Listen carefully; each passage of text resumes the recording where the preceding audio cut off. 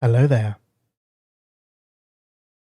It has been a long time since I've done any sort of reaction towards Arknights music, or actually music in general, because I don't think I've ever actually done any of the EP reactions to Reverse 19. Actually, no, I did do Reverse 1999, I think, or maybe it was just trailers, but I haven't done it for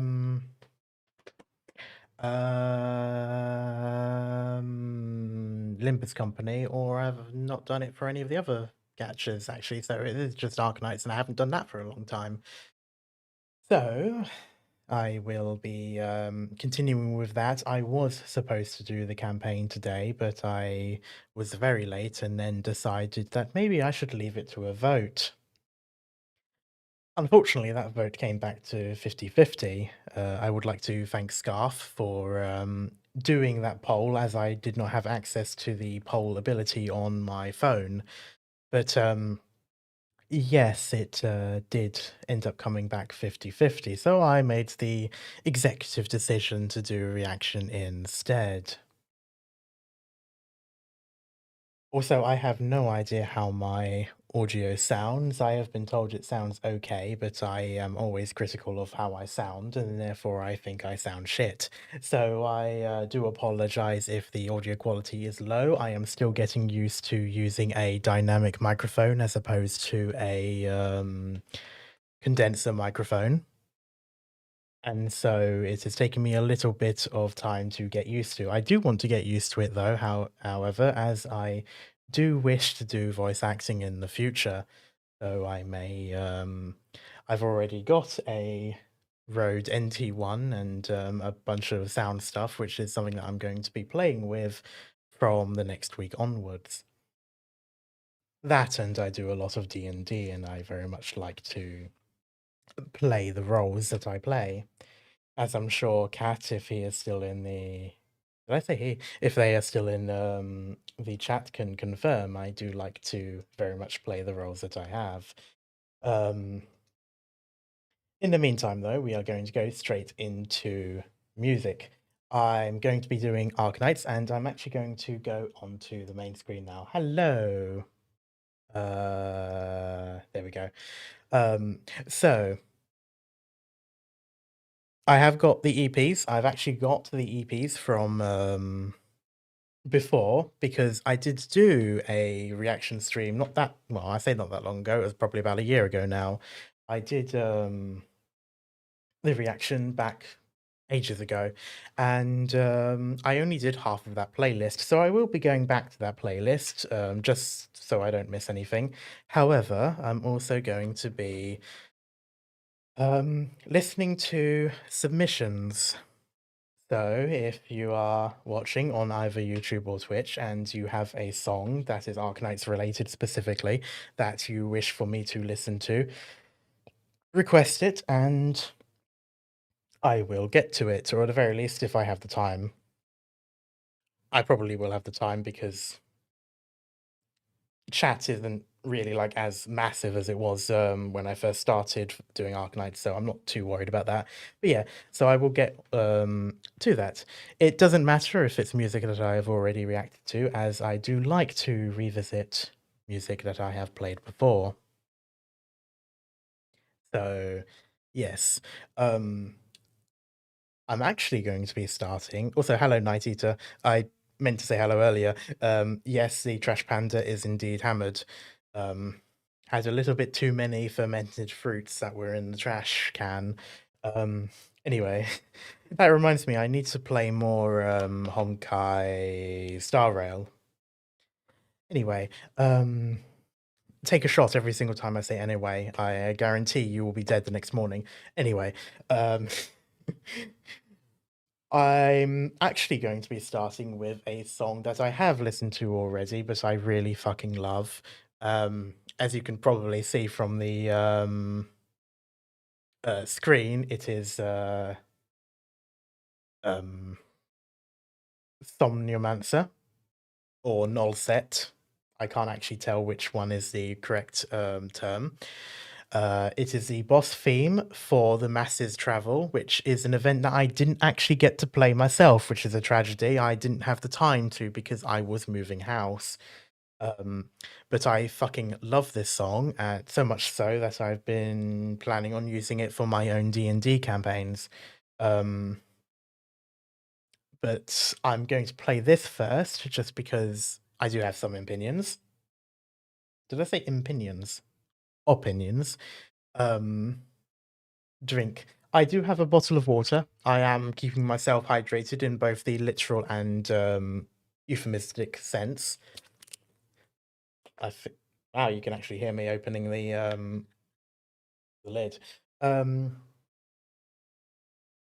do have to get used to doing that. Yeah, so I really like this song. I've always loved the Laterano music, as many have noticed before, as I have played the two of the three so far Laterano themed events, and I adored both of them. I did prefer Guiding Light over Ortus. However, I still love both of them, and the music I absolutely adore. I love the mix of electronic or dubstep with Gregorian choir. This song, which is the reason why I want to play it, it takes a completely different approach to that. It still has the mix of Christian or Catholic, rather, music mixed in with the Guiding Ahead. Yeah, not Guiding Light. Sorry, I was Guiding Ahead. Normally I say guide ahead as opposed to guiding ahead, so I'm not entirely sure how I got the different thing wrong. But anyway, thank you, Scarf. But yeah, this song takes a slightly different approach to the typical Laterano music. It is not dubstep with Gregorian, but rather a mix of slightly electronic, but more choir based. I mean, I know Gregorian is typically choir, but I mean, like, you know, like children's choir or such. Anyway, I'll explain it more as I listen. I will talk over this a little bit more because I have already listened to it. I won't necessarily talk over some of the other songs, and again, please feel free to recommend songs even if I have already listened to them in the past. But so far, this has been one of my favorite songs in Arknights. So without further ado, hopefully I don't immediately blow the eardrums, and I'm going to have to make sure that it's not louder than my voice, but we shall see.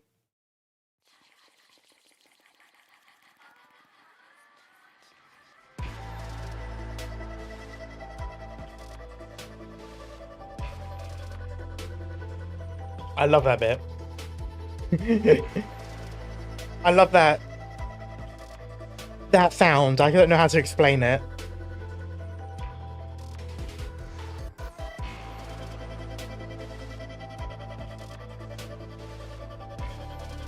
It's like it's almost lagging to an extent. And then it just sort of, it builds up, it's more hopeful. In the light of your sun. Very, very cosmic, very religious. In the flood of the fire of your love. In the fire of your love. It's very Old Testament.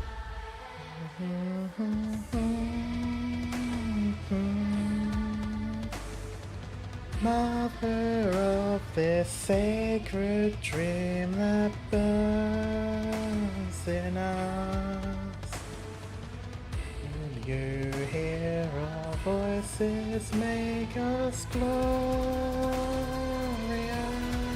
I love that they use a children's choir, or it sounds like one anyway. It has that very sort of like Catholic and Christian vibe, which tends to use kids for their chorus. So it sounds like the congregation is singing to the boss that you're fighting. especially with the "Why have you forsaken us?" I haven't played the event, but it does make me feel as though God or the law has made a mistake, or at least the people of Laterano believe so. The rage that burns in us. I do wonder if that's referring to their hatred towards the Sarkaz, because that does seem to be ingrained. Oh, it's a hello code. Using kids, typical Catholic Church. Yeah, but I mean, it is a thing for Christianity in general. The Anglican Church, the Church of England, they do the same thing as well. But like, you can hear it in the voices. It sounds like kids, and that bit, I love that bit. I just want to wake up. What? I haven't played the event, and I really want to play the event. I need to play the event, but I love that. Like, what does it mean? What do you think of Enfield coming out? I am going to play it. That 22nd or 12th or whatever it was of January, I'm going to be playing it. You know I will. This bit I love as well.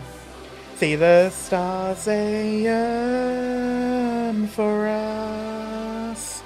Meet us here. I mean, stars have always been a big thing in Arknights. 22nd, sorry, yeah.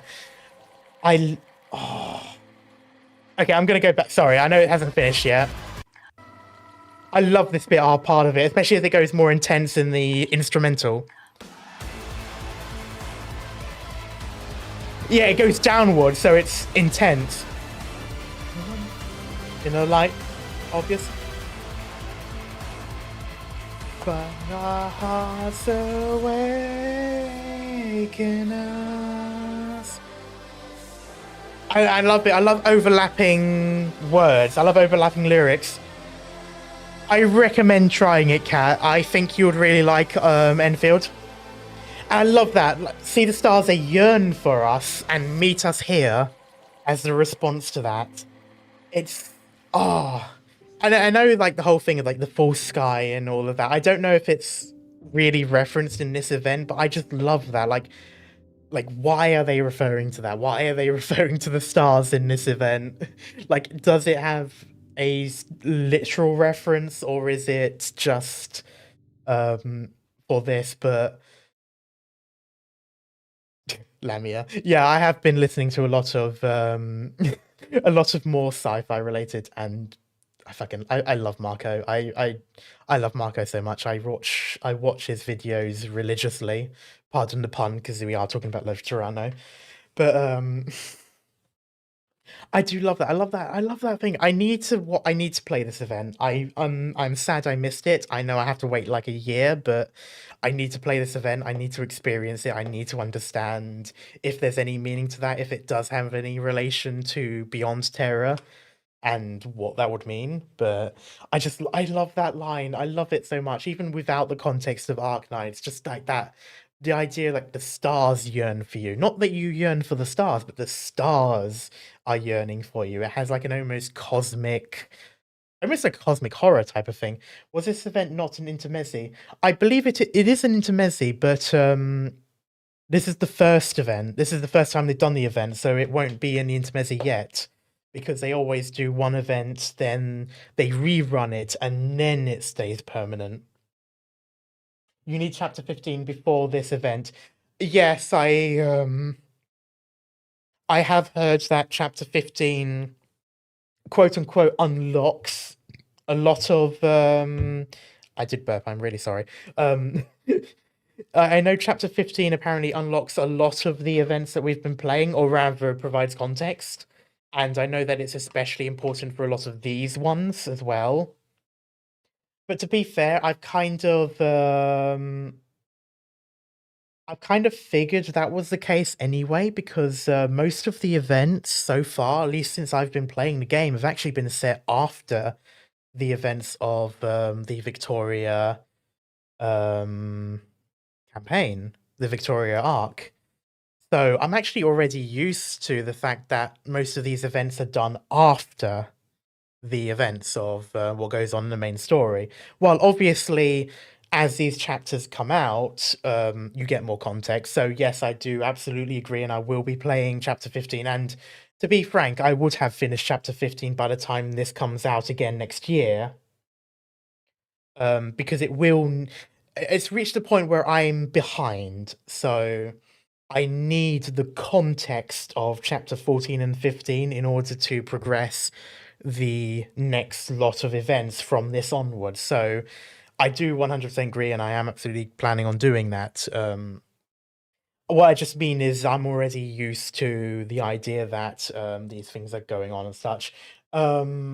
But yeah, oh, you pre-registered, Cats. Okay, good. That is good. I 100% expect to see you there, and I will be showing you everything, and I will be explaining everything, and I hope you accept that, because I will be very annoying about it.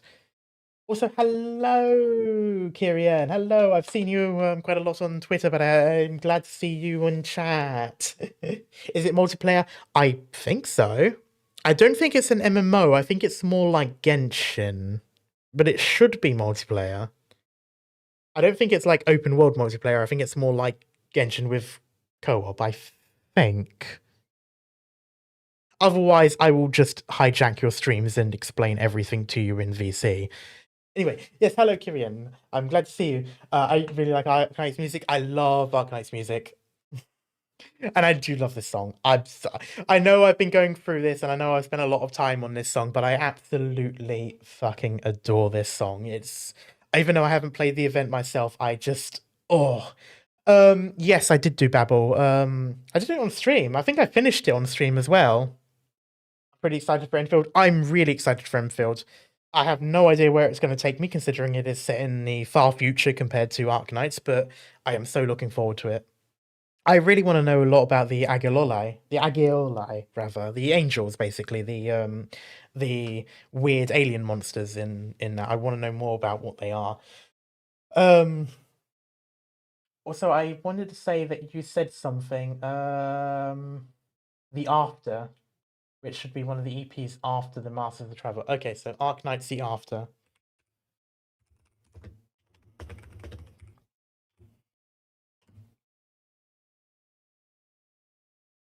This one with it's cute. Also typical, of course, Marco is here. Hello, Bluey. Bluish, Jesus. Hello, Maple. Agiola, yes. Oh, it is the Phantom Ultra. Okay, I thought so. I thought I recognized a Catboy when I see one. Oh, Jesus. Okay, drive. Be safe. Join stream when you're back home or at school, whatever. Yeah, so Agiola is it's Greek or ancient Greek for angel, and Agioli is the plural for angels. I didn't actually mention it much in my Enfield video, though I did mention it in the comments afterwards. But I do like the fact that there's now 2 references to angels. You have the Sancta, and now you have the Agioli, which is kind of interesting. I do wonder how that works, if there is any relation. Like, as in, like, you know, if the lore and whatever it is that made the Agiolo happen to be from a similar branch, or if it's just completely unrelated and it's just a hyperglyph like the references. I, for one, do love references to biblically accurate angels, so this doesn't surprise me. Anyway, yes, I'm going to go into this. I haven't seen this at all. I do like Phantom, even though I don't have him myself. I don't think I have him anyway.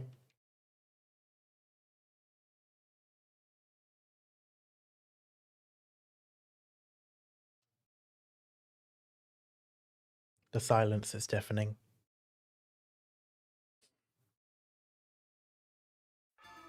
This costume fits. Bold colors, let's express it. English opera, brave.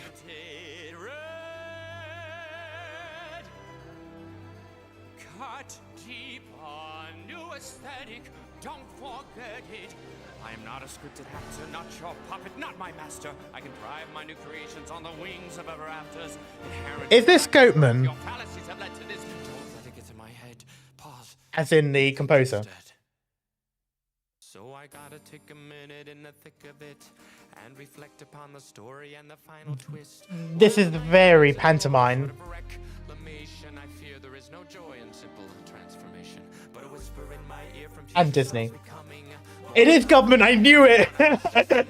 I can hear a fucking classic Disney when I recognize it. It sounds almost Notre Dame, I gotta say.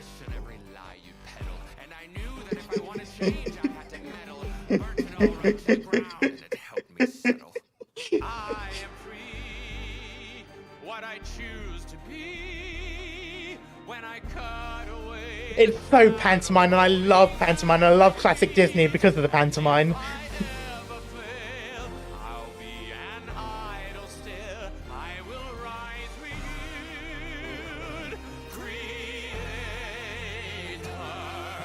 Select precision, artist vision, plant the seeds, and what will grow while trim. Just wait for it. Oh god, I'm really excited.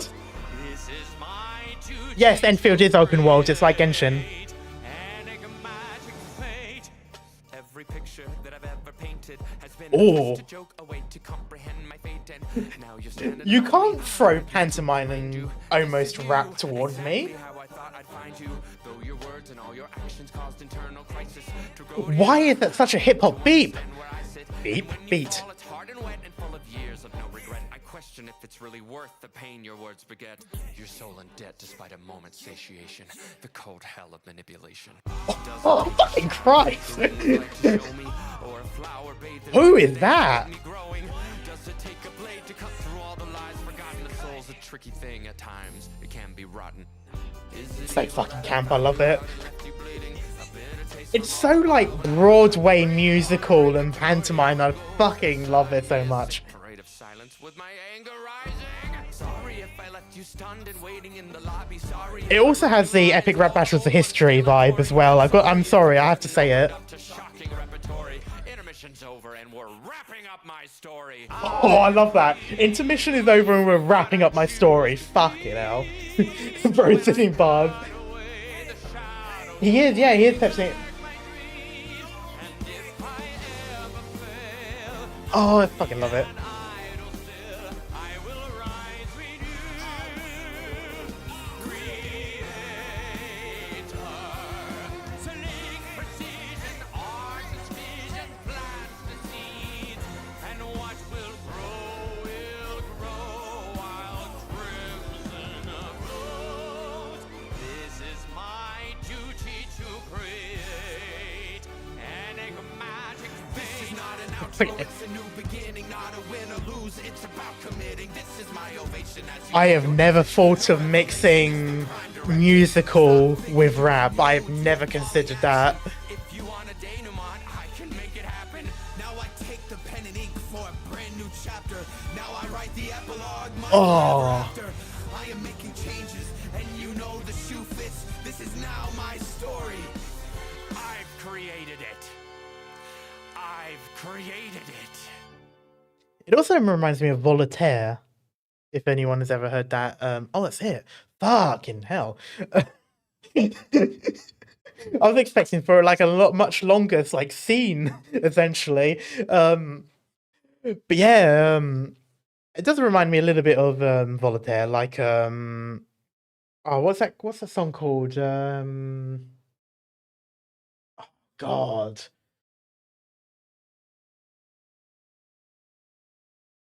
Oh, the song about being evil. I forgot what they're called. It's by Voltaire, but anyway. I love that. One thing I love about Gubman is I love the Disney-esque, like the classic Disney-esque music that he does. And it's so specific to how he does it that you can always tell or at least assume that it's him. It's almost like Hans Zimmer or well, that's a bit embarrassing because I can't think of the name now. The guy that did the music for Star Trek and not Star Trek, Star Wars and Indiana Jones. Um, but yeah, um, you can always tell when it's them that've made the song because it almost has like their signature like written into the melody. Like you can just tell that they're the ones that did it. And with John Williams, there we go. Thank you. I knew it was a Williams, but I couldn't think of the name. Um, and it's like you can always tell because of the way they write it. There's always sort of like it's done in such a way that it's almost like a signature. And with Government, it's very much the sort of pantomime slash opera style, but with a modern flair to it, which is very typical for what classic Disney was. And so if you ever hear a song in Arknights and you immediately think of like Hunchback of Notre Dame or any of those movies that came out of that time, whether or not it was him that did it or not, it doesn't matter. It's just sort of like if it's that vibe and it's Arknights, you can almost assuredly guess that it is him.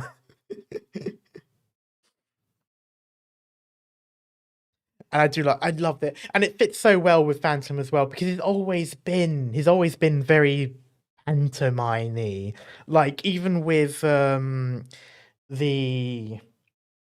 integrated strategies number 2, the actual castle and stuff, he always felt like almost like a pantomime villain in a way, or at the very least like the gray character in a pantomime.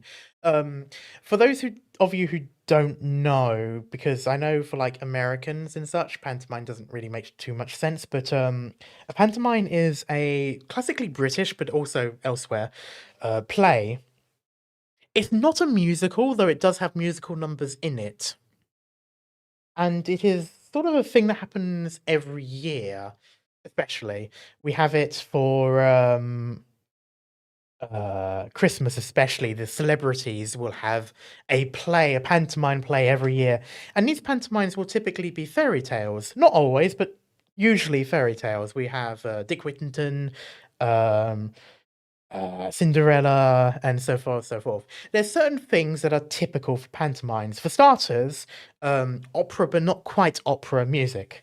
The other one is men dressed up as women for bad female characters. So the ugly sisters, the ugly stepsisters in Cinderella, or an evil stepmother or something like that. It will typically be a man dressed as a woman, but with no effort to make them look good. So basically to sort of like drum up the ugliness. That is one thing about it. And also just drag in general is very common, but also the overall campiness of it. And especially the villains, very campy, sort of opera-esque villains that are serious, but they don't take themselves seriously. And Disney started doing this quite a lot with their 80s, 90s, and 2000s cartoons, their movies, their animated movies, back when it was still 2D instead of 3D. And Gubman, I know he did stuff for Disney. I don't know which era, so I can't say whether or not he was responsible for those songs or not. But he very much encapsulates the vibe of that, and there are a lot, as Kirian mentions here. I like that some Arknight songs sound like old Disney, and it does, and it's because of him. He is the reason why there are songs that sound like old Disney. Every song that sounds like old Disney is because of him. As far as I can tell, anyway. I haven't seen a single one that I thought felt like old Disney that wasn't him. And it's very much because he did do stuff for Disney, and also because he just writes that music, and it fits so well. I love pantomime. I love the opera, but not quite opera music, and it fits really well. I never would have thought it would fit well with Arknights, but it does. But then again, Arknights is a sort of game where fucking everything fits. And I do mean that literally. I can't think of a single genre that doesn't fit with Arknights. So long as they write it well enough, any genre can fit. And that's one thing I like about it, because Arknights is a world of its own. It very much mirrors our world, but it is a world of its own. And therefore, there are music that is different from region to region. And so, yeah, why wouldn't there be songs that sound like Disney or sound like random Hong Kong hip hop or sounds like any sort of ethnic music or then hard rock? And then it's one of the things I really like about this game is the fact that just anything fits so long as they make it fit. And I do like I really liked this song. I do love the pantomime performance. It actually felt like a villain song for a pantomime. So I don't know the reference for the after. I don't know the event or segment that it's for. I know Phantom can be a bit dodgy. I don't know if he has ever actually been a villain. I've always assumed he was a villain for integrated strategies. I don't know if that actually was the case. But it does feel like a villain's song for a pantomime. Whether that was the intention or not, I don't actually know, but it had that vibe. And those are honestly some of the best songs for Disney, for example. Some of the best songs that came out of Disney were very much the villain segment because they knew how to write a presence for those scenes. And I do really like that. Now, I'm actually a little bit at an impasse as I do have a playlist and it's actually relatively old. I have one that's from a year ago. This is Shoes EP because that is how long it has been since I've done a reaction to this.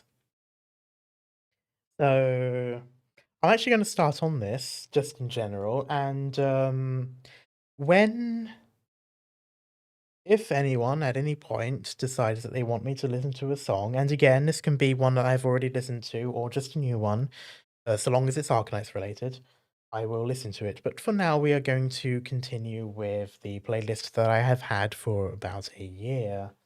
And so we are going to go with Shu, which is Here Are People So's.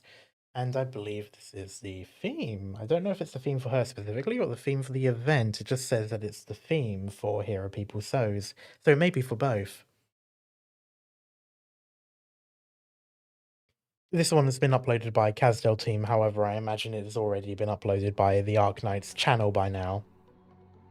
This is just how long it's been because I saved it to the playlist back when it was only them. Now, Shu, or rather, Here Are People So's is the Sui event, or one of them anyway, which is based on China. So you automatically get a lot of Oriental vibes.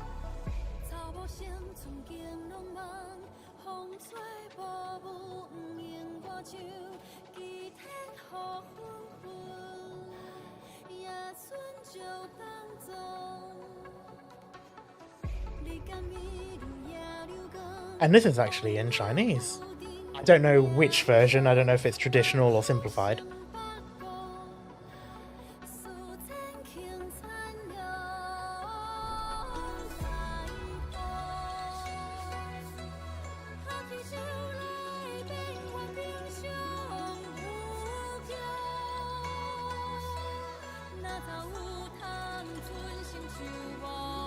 And I do really like classic Asian music.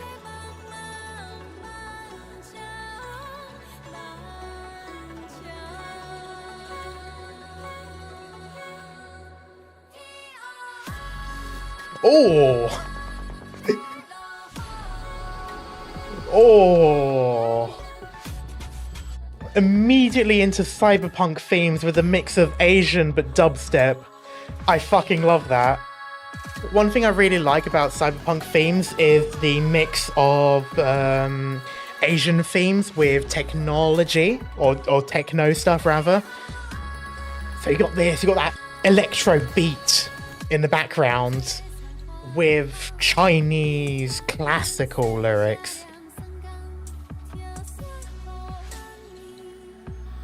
I felt that, yeah. And I do think that's something that Asian media in general has done really good with. I loved Ghost in the Shell, which used ancient Japanese in mix with their techno to do their cyberpunk theme.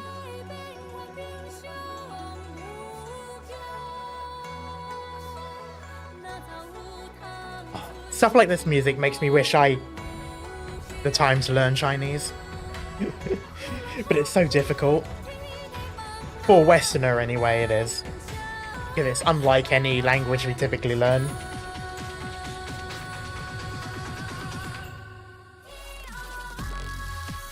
Oh! It's something that just... Oh, there we go, there's the demons. It's just, it's something that you just wouldn't think would mix, like that traditional, then with like dubstep or techno. It shouldn't mix, but it works so well when it does. Traditional and simplified are distinguished more by writing than spoken words. The sweet themes are always in a different Chinese dialect, but I don't know the dialects for sure. That's the thing. Oh, there we go. These are way too short. Sorry, I shouldn't have said traditional simplified. I think I meant more so Mandarin and Cantonese or something like that. Because I know Arknights, for their traditional characters, or like their ancient characters, they use a different Chinese dialect to the main one. Which the main one is what the Lungman and... was it Yu? No, Yu is the character. I can't... Yan, there we go. The Lungman and Yan will typically use modern Chinese, and the ancient characters will or the more regional characters, the ones that weren't from the main cities, will use, I think it was Cantonese, or some other dialects that isn't the main Chinese language, if I remember correctly, because there's 2 language packs for Arknights. So I don't know what version this song was done in, because again, I am quite ignorant to the language. I've never really learnt it, and it's really, most of the Asian languages are really difficult for me to learn. It's unlike anything I've really learned, and it would take me a long time to really understand it. I do have an Arknights song that really introduced me to Arknights music. I can tell you if you want me to tell you. Yeah, absolutely, because again, even if it's something that I've already listened to, I will listen to it again for this stream, so do let me know. I'm just going to have a look at the next song anyway, just so is. Oh yeah, Jolie. I'm definitely going to listen to this one first anyway. So yeah, wow, it really has been a long time, because I basically stopped doing this before Here Are People's Sows. I really liked Jolie. Or is it Zhaoli? Zhaoli? Shaoli, I think it is.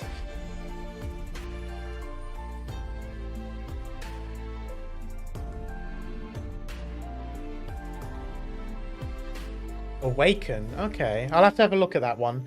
If it might end up being one of the bands in which I can't do. Because if it's by Starset, I can't listen to that one, unfortunately, because of copyright.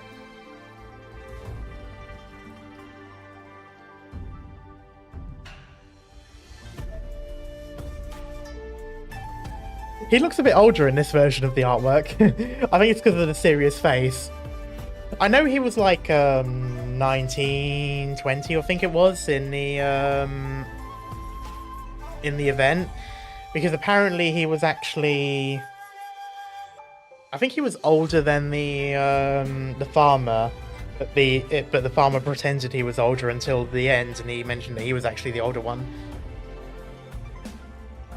Oh, Awaken is Spectre Ults. Okay, yeah, that's fine. I'll listen to that one then. I can't... because Awaken sounds like a Starset song, so I wanted to make sure first. Oh, I love this. I love that. I need to figure out what the instrument is. It's a type of flute, or it's referred to as a flute, but it's one of the Asian woodwinds. They use it a lot in Genshin as well for Liyue, because it is a Chinese instrument.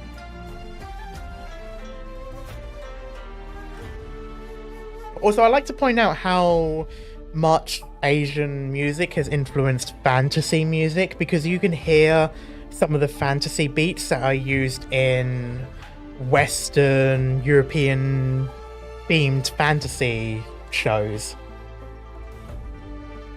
And I've always noticed that when I listen to classical Asian, that there's a lot of similarities there. Different instruments, but they make the same melody. And that's what changes whether or not it's Asian or European. It's most of the things. Starset songs are the ones connected to the Arknights, a telescope infected monster. Okay. Yes, they used a brand new world for an Enfield trailer. Yes, and then One Republic did the recent trailer, which unfortunately I can't listen to either because it's One Republic. Which One Republic also did Too Late to Apologize, which is also Timbaland's, but you know, both of them did it. Oh, I love it. I do like classical Asian music, and especially like Chinese and Japanese, especially.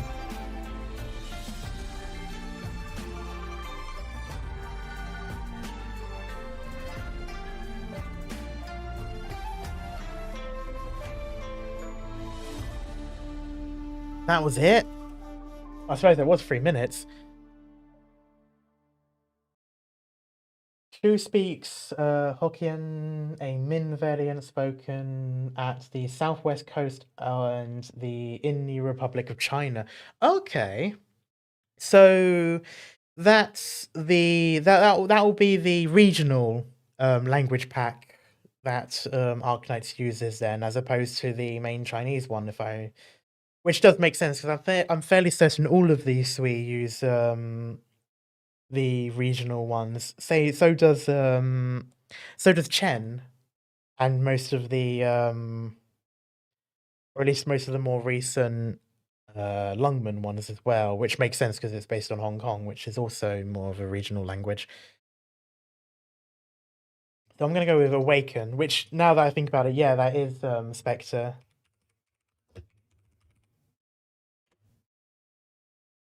Yeah, literally.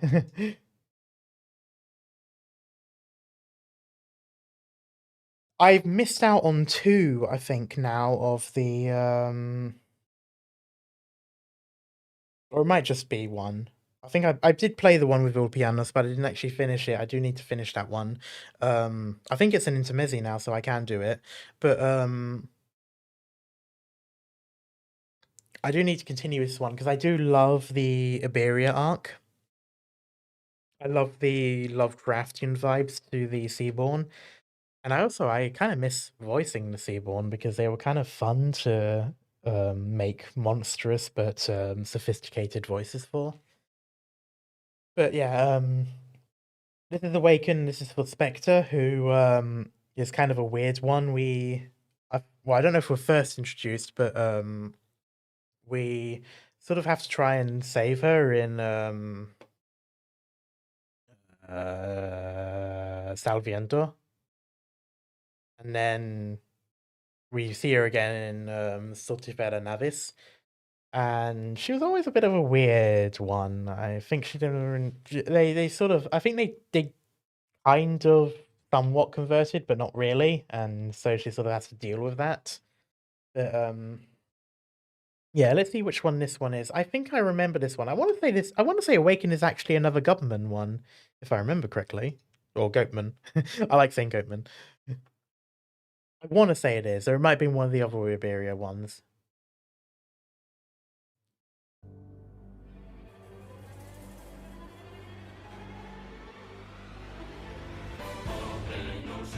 Yeah, no, this is Goatman. I'm fairly certain it is.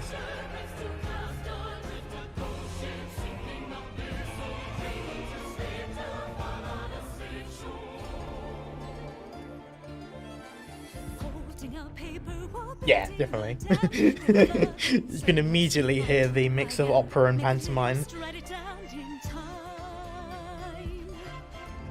Sometimes we need it all, sometimes resign to a world where the center is never aligned. Make a move, take it back, it's mine.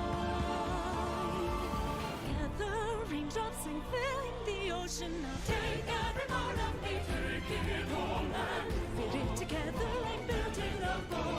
Cheers as the horns resound. Echoes of those who drown, hearing myself out.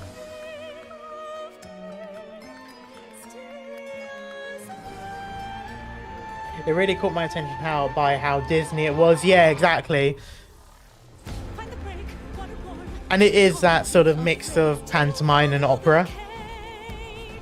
Take a risk, take a dive, take it down. And again, it's written by someone who did do stuff for Disney.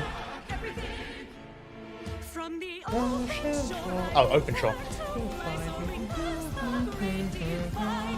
Voices that surface seem to call out all the light. Silver Ash's song is also by Government, if I remember correctly, so I'm going to play that next.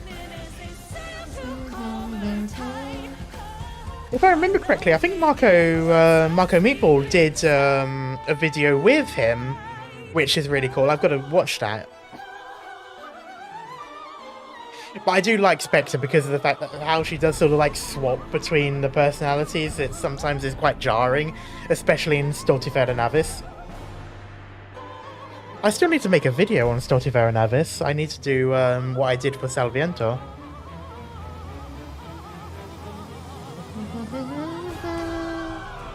Take a breath through the salt and the fog. It's gone. It's gone by the daylight. They're so good at this. They are really good at it. It's such a good composer for this vibe of music. Oh, just a memory, lost in ecstasy. Sights and sounds are forgotten and clear. Ships bells, golden breeze. Fantasy breaking me. From the open shore, the great divide. Voices that surface seem to call out all the lies. Is it still a city like that minutes they sail to call the tide? I'll awaken what's asleep inside. Oh, I like that one. I forgot about that bit. That reminded me of there's a crime show. Not Cold Case, it's a British one. I forgot what it's called, but it has a similar sort of end there with that. Soaring past the great divide, voices that surface seem to call out all the lies. There's a hidden door on the ocean floor. Do these dreams belong to me? If it calls my name, am I awake and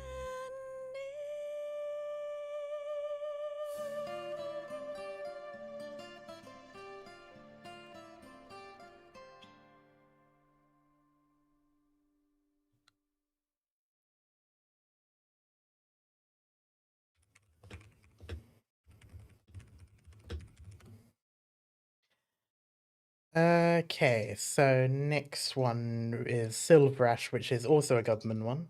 I'm gonna go straight onto that one. I really love the song. I really do as well. I do love a lot of the Disney-esque ones. I'm gonna go on to Government, and then I think I'm gonna I'm gonna continue on the orchestra track for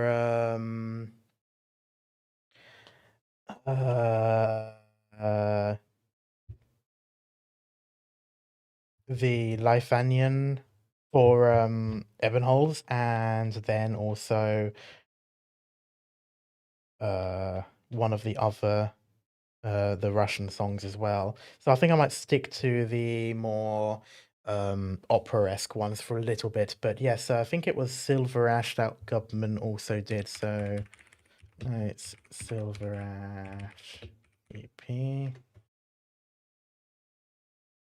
which was this one. I think it was this one, unless I'm thinking of someone else. Maybe it was Gnosis, if Gnosis had his own song.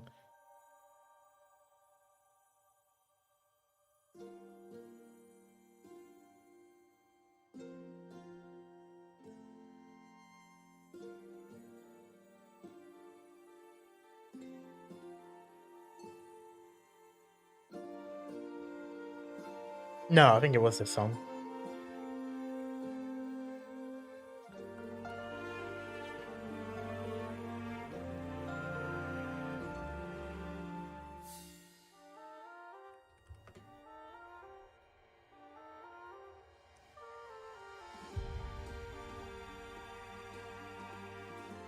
Oh, I need to. There we go. Sorry, I had to. Yes, it is. It's a call, pay the price. Yeah. Stay There we the go. course, sacrifice. Trade pain for safety. Thing is, this actually reminds me of a Disney song, but I can't think of which one. For the future it's told, it's a path, walk it bold, through history sorrowful, guiding light. Fun fact, this song made me cry the first time I heard it on stream for some reason.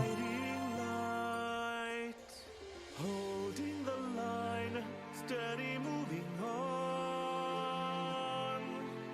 All stars aligned, the foundation safe and strong.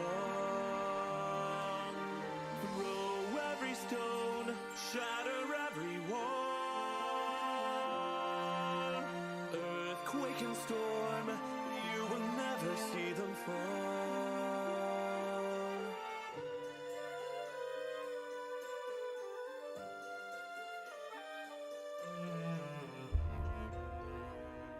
I love the mix of instrumentals here. You've got light and low woodwind, no, not woodwind, strings.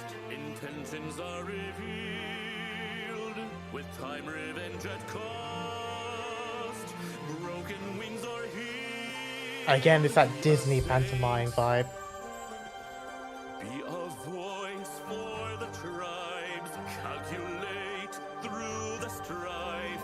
Don't drift, don't waver. Oh, bring the strength. Bring the hope to survive. Understand that. Oh, there'll be a Silver Ash show. Oh god, I gotta look at that. I think I've got Silver Ash now, or it might... I know I've got Muina, but I think I've got Silver Ash as well now, actually. Guiding light. Holding the line, steady moving on. All the stars aligned, the foundation safe and strong. Throw every stone, shatter every wall. Earthquake and storm, you will never see them fall.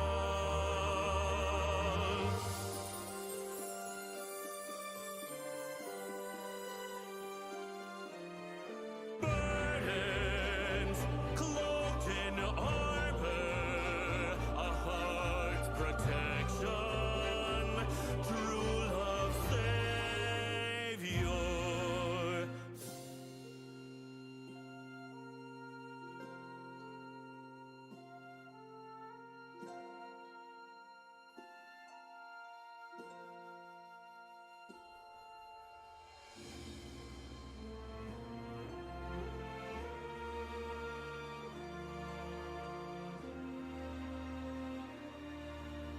Damn.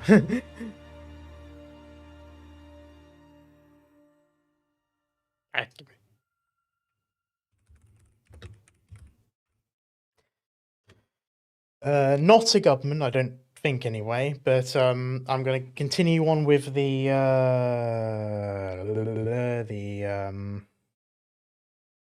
if I can remember the name properly, orchestra, or the opera rather,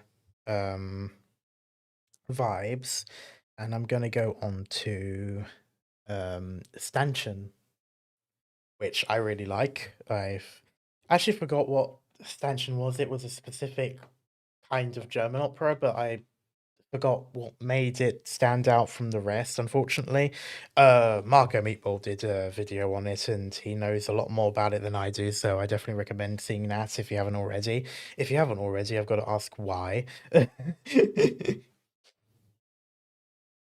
But I'm going to go right into it because, again, I've heard it before, so I'm just basically listening to this for my benefit.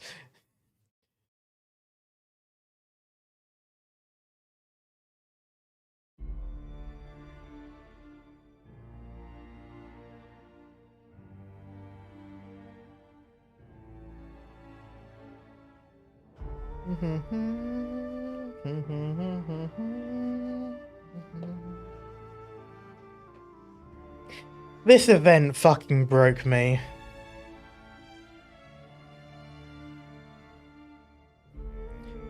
Like, I had to stop playing Arknights for I think it was about a month, if chat can correct me or not. Like, just because I couldn't keep going after the event of this. And like, everyone warned me that it was going to be upsetting, and I've already been used to upsetting stuff in Arknights. I played through the original part of the campaign where a lot of people from Reunion, there's a lot of young people from Union, which actually kind of tugged on me a bit.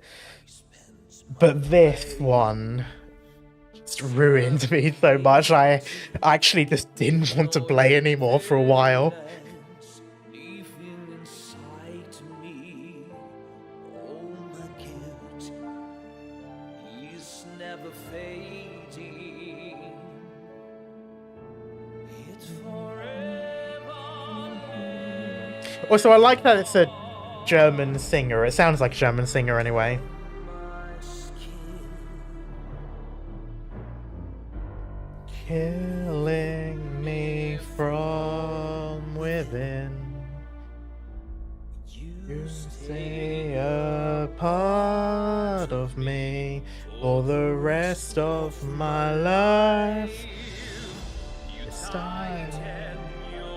Oh, okay, Titan, not Timey. Like shadows on Oh god, don't. I'm already dreading. you stay I'm already dreading those 2 chapters. for the rest of my life. I Was a dreamer, but then I grew up and saw the real world. In the mirror, I can almost hear you calling under my skin, killing me from within.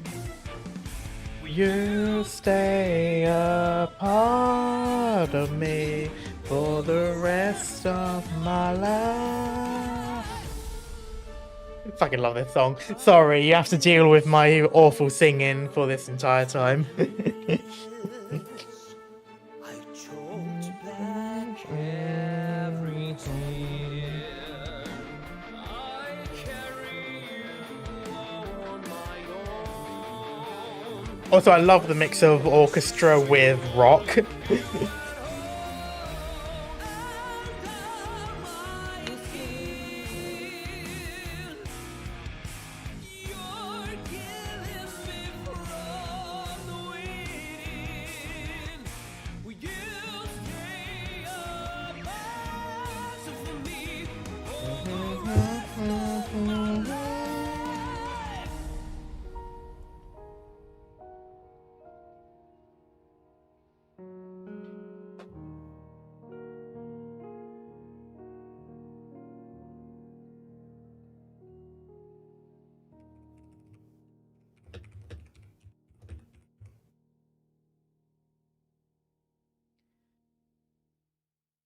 I love that song so much. I really, I didn't speak much towards it, but I really want to get into Arknights because I really like the music and art style and some of the characters I really want, but I've always had problems getting emulators to work.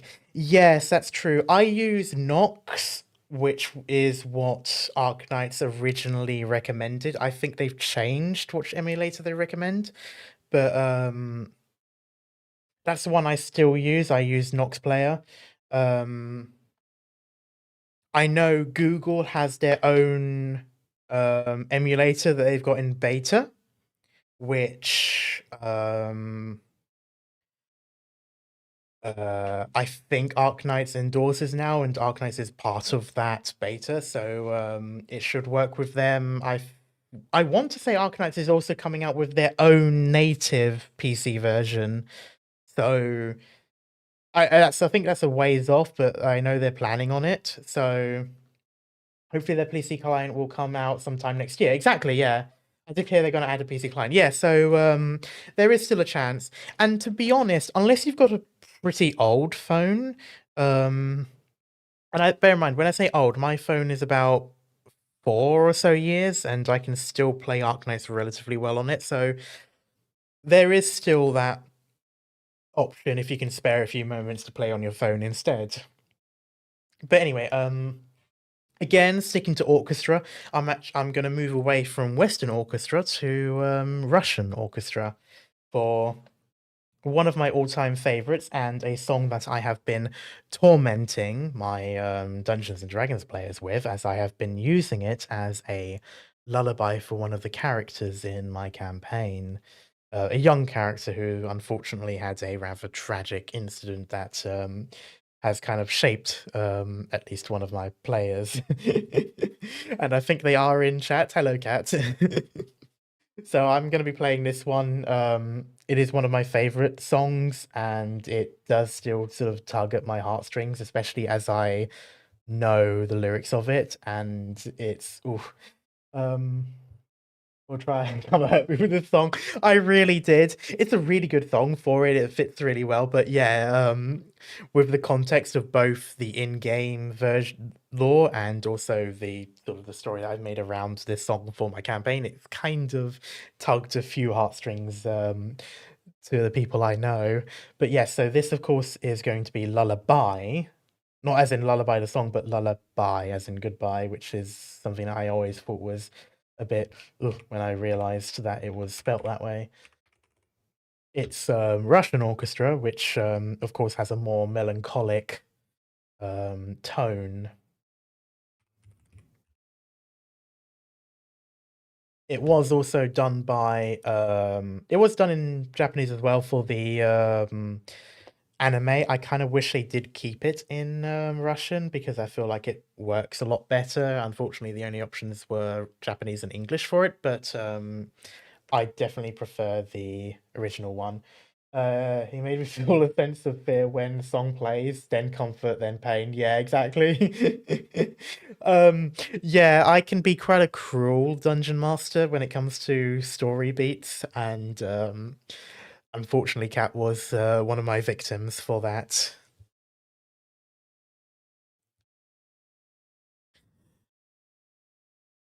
But yes, so I'm not sure if Cat ever actually saw the image that's used in this song, or if they only saw the music of it.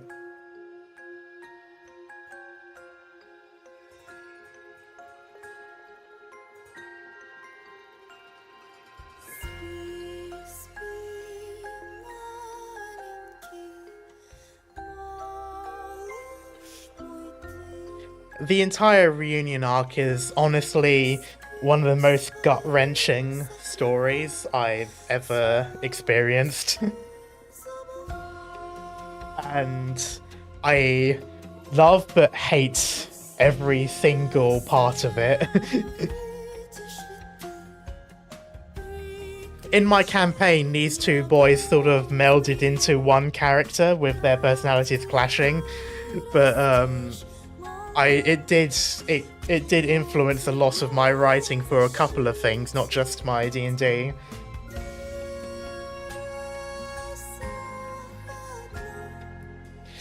These two are the only characters I know very little about. Yeah, I feel really, I hate it because Mephisto, the white-haired boy, is actually quite a nasty character.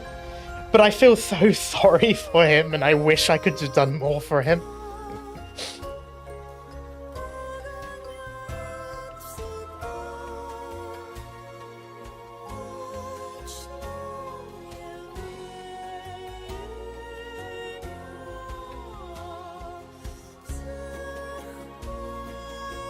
Oh, hello, Vex. Sorry, yeah, I'm just reminiscing over old arcs. Besunku spoju,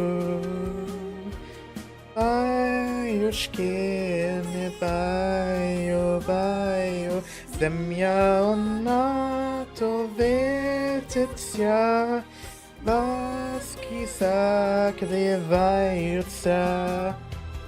Эзен тебе я спою, баюшки не баю. Oh yeah, it's such a good song, but fucking hell, that entire story arc, everything about it really made me hate everyone in that game.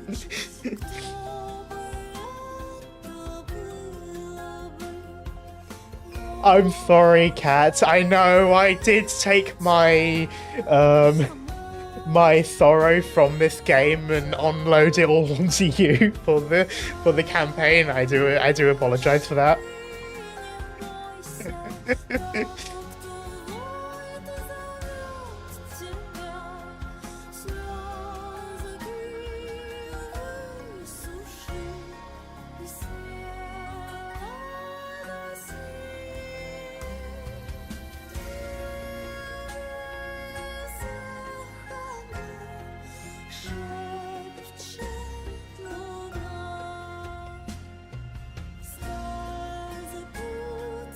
But also, Vex, I hope you're doing well. Got to look. Okay, I hope you have a good time, Kat.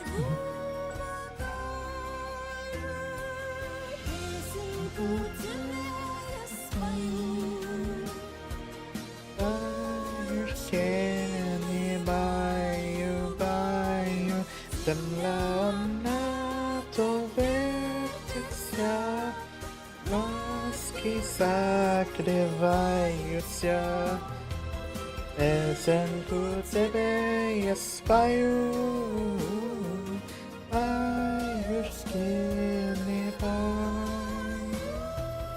Also, I do apologize for my bad Russian. I don't really know too much of it. I'm still learning. So had a bad fight with two friends. Oh, that sucks. It's always horrible when you have falling outs with friends.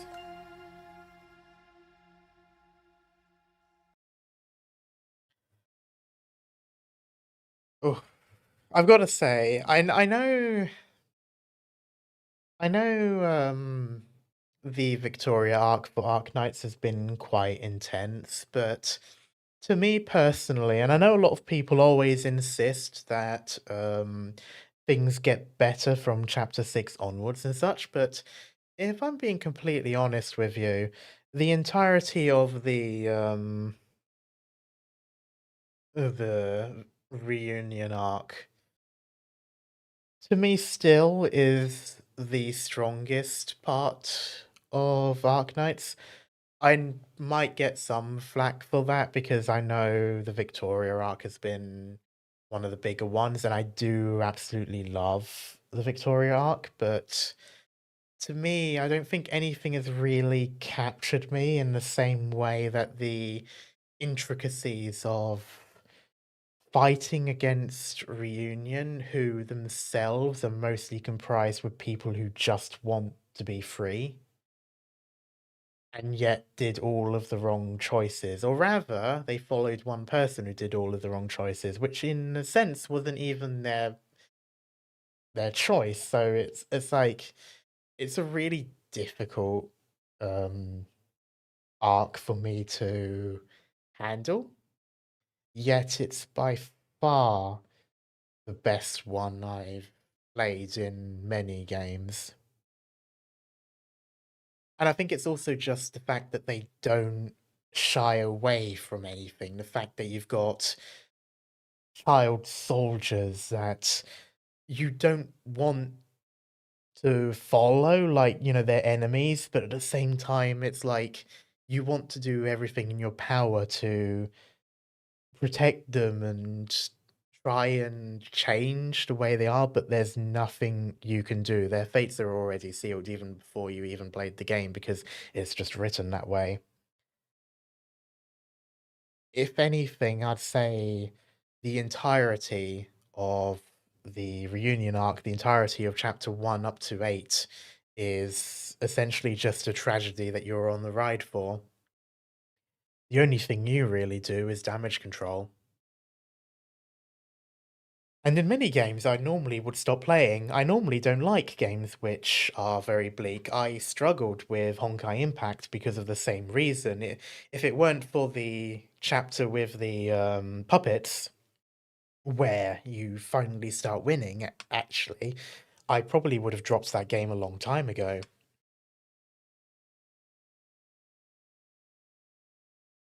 I don't even know the lore of Arknights. I'm just listening. Yeah, that's fair, to be honest. I think the thing with Arknights is it's such an intriguing game.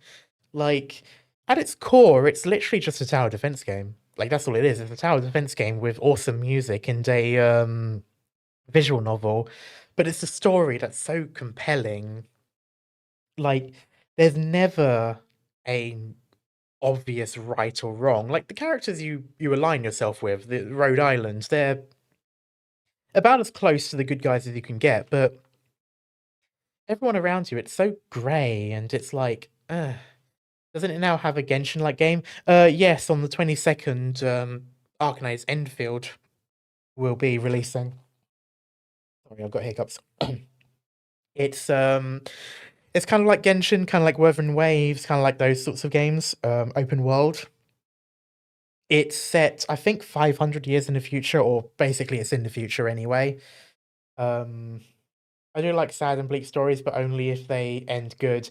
That's kind of the thing. It's also the reason why when I first started streaming on YouTube specifically, I was playing Honkai Impact, and that's kind of my rise to fame, quote unquote fame. Obviously, I'm not that big, but it's kind of like my growth before Arknights. And there was a point where I was genuinely going to stop playing the game. Like, I think it was by chapter 5, I think with Owl and some of the other characters, where it was loss after loss. Like, regardless of whether or not you succeeded, you always lost something, and it just took too much out of me as a player, and I just didn't want to continue. But I think chapter 6, I think it was, when actually no, there was the Hu Tao chapter. I think that was chapter 6, and then chapter 7. I don't know. Anyway, the one with the puppets and Hu Tao and that, when you weren't just winning, but you were also winning in a way that, you didn't lose anything. That kept me playing, because if that chapter had not been like that, if it had been yet another one of those one step forward, two steps back, I would have just stopped playing. I would have quit the game, because it was getting too much. And I think Arknights was dangerously close for like 4 to 5 chapters, 6. Chapter 8 was gut-wrenching, but you could still fix it towards the end. Arknights in general is pretty bleak, but there's always that bit of hope, and I think it did it a little bit better than Honkai does, in that sense, because I never quite felt the urge to not play, even though there are times with characters who I genuinely wanted to protect and then died, and it like really got to me. Even then, I still wanted to play just for the sake of it, because they did a slightly better job at making it feel a little bit more real, a little bit more like there was something to do. I don't like Grimdark. I love Warhammer, but I don't like Grimdark. I don't like stories where there is no winning. I don't like stories where the villain wins. I know it can be kind of basic, but I've never liked those kinds of stories, and I don't like stories where it feels like you're not going to win in the end. Even if you know that's going to be the case, if it just feels too hopeless, it will lose my interest, just because it drains me too much. It's too depressing. And I think the reunion arc was very close to that, but it pulled it back enough. I wish it could have done more. I wish we could have done something for Mephisto. And I know that's bad of me to say, because I know he was a really nasty person, but he's also a kid, and he kind of did what was put onto him. And I know that's not an excuse, but I feel like I wish we could have just arrested him and, like, treated him as a prisoner, done like the juvenile thing that you would normally do for people who do bad stuff, but they're also kids. Like, I wish we could have done some sort of rehabilitation. I don't like the fact that it ended the way that it did.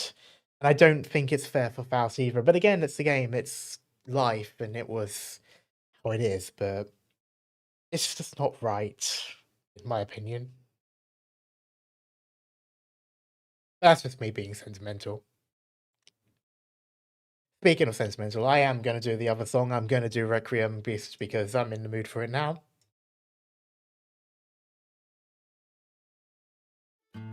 I think this one I like more a little bit because it kind of makes me think of military folk music, which makes sense because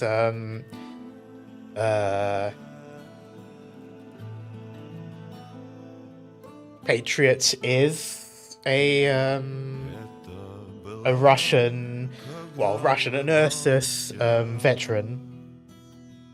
Только мертвый спокойствию рад, а то, что случилось, пусть черные сукна покроют И пусть унесут фонари ночь.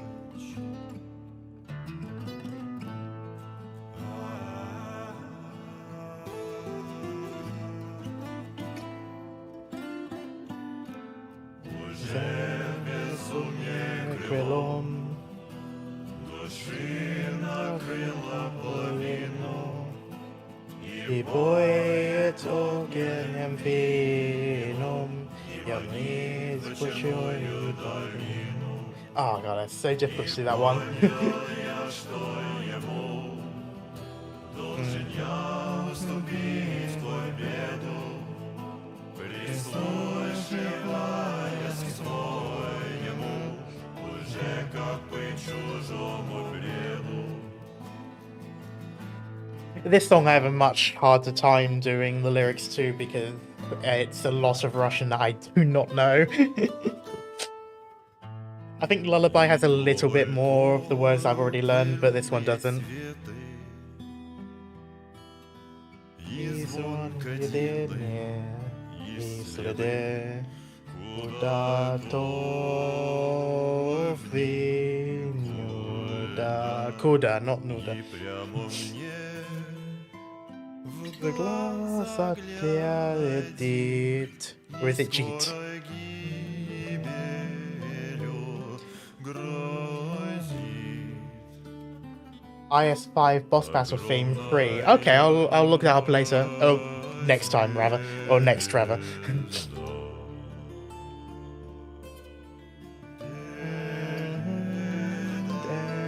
Tim Gordon Godzia Gordy Etiechet Belgia. Ah, yeah. Yeah, I'm still learning a lot of it. I can't quite read Cyrillic either, so it makes it a little bit difficult. I should really stop. I'm probably embarrassing myself, but still. Уже безумие крылом, души над крылом дон под... Ah, Paul. Oh, God.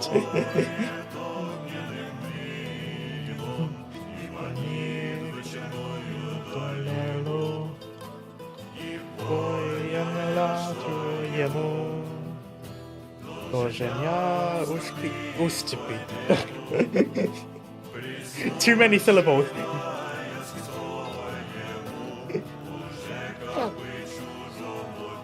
God, yeah. I need to learn more Russian, and I need to do it for anything other than Duolingo because it's not always the best. But the thing I like about the difference between these two Russian songs is One is very orchestra related. I mean, lullaby is lullaby. There's nothing more you can go from that. This one is more like folk. It's more like the more melancholic music that you would hear the soldiers sing and such. Not quite as patriotic as some of the ones they have. Like, obviously like the popular ones that we all know of. But like the slower ones and such, and where it talks more of folk heroes and such. And again, it works for Patriot because Patriot is a folk hero. He was a folk hero in Ursus before he joined Reunion, and he was very much a hero to the people in it. Requiem is based on a Russian poem by the same name. Okay, that makes even more sense. So it also has a basis in Russian as well. And I gotta say, like, a lot of Russian music, or a lot of Russian classic music, I should probably say, is very melancholic. Which, to be fair, when you think of like the history and the culture, especially of the Empire and then the Soviet Union, it does make a lot of sense. But like I said, I can help. Honestly, Vex, I might take you up on that offer at some point, to be honest, because I do definitely want to do it more. But yeah, so it was IS5. Okay, Patriot IS5. I don't think I've seen Patriot in IS5 yet, but then I've only done a couple of boss battles in that game mode.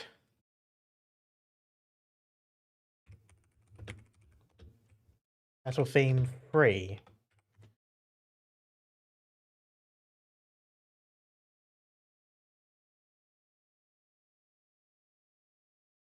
Would it be this one, the boss battle 3?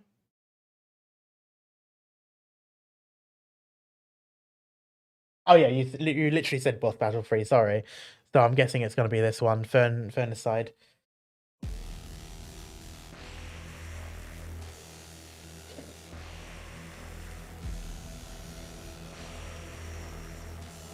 It really sounds like the automatons from Helldivers. Ooh.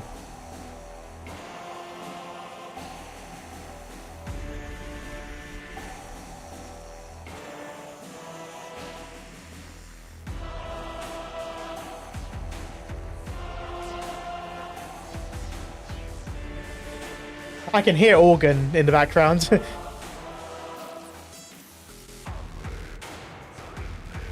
Ooh.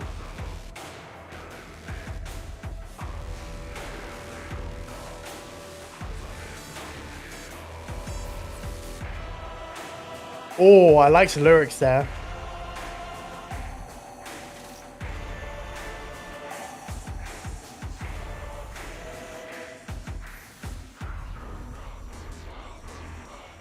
Okay, so I'm definitely going to be using this for one of my D&D fights. One of my D&D boss fights.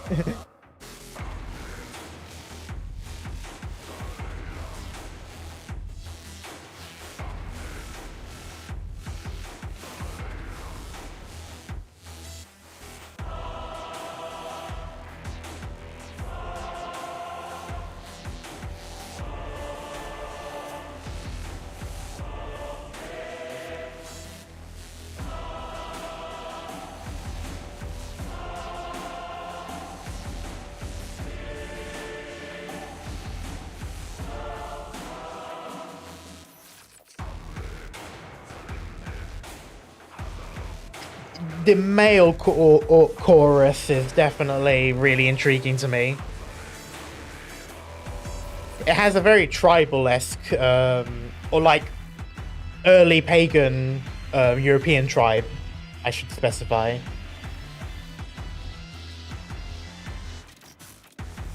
Proto-European, I should probably say.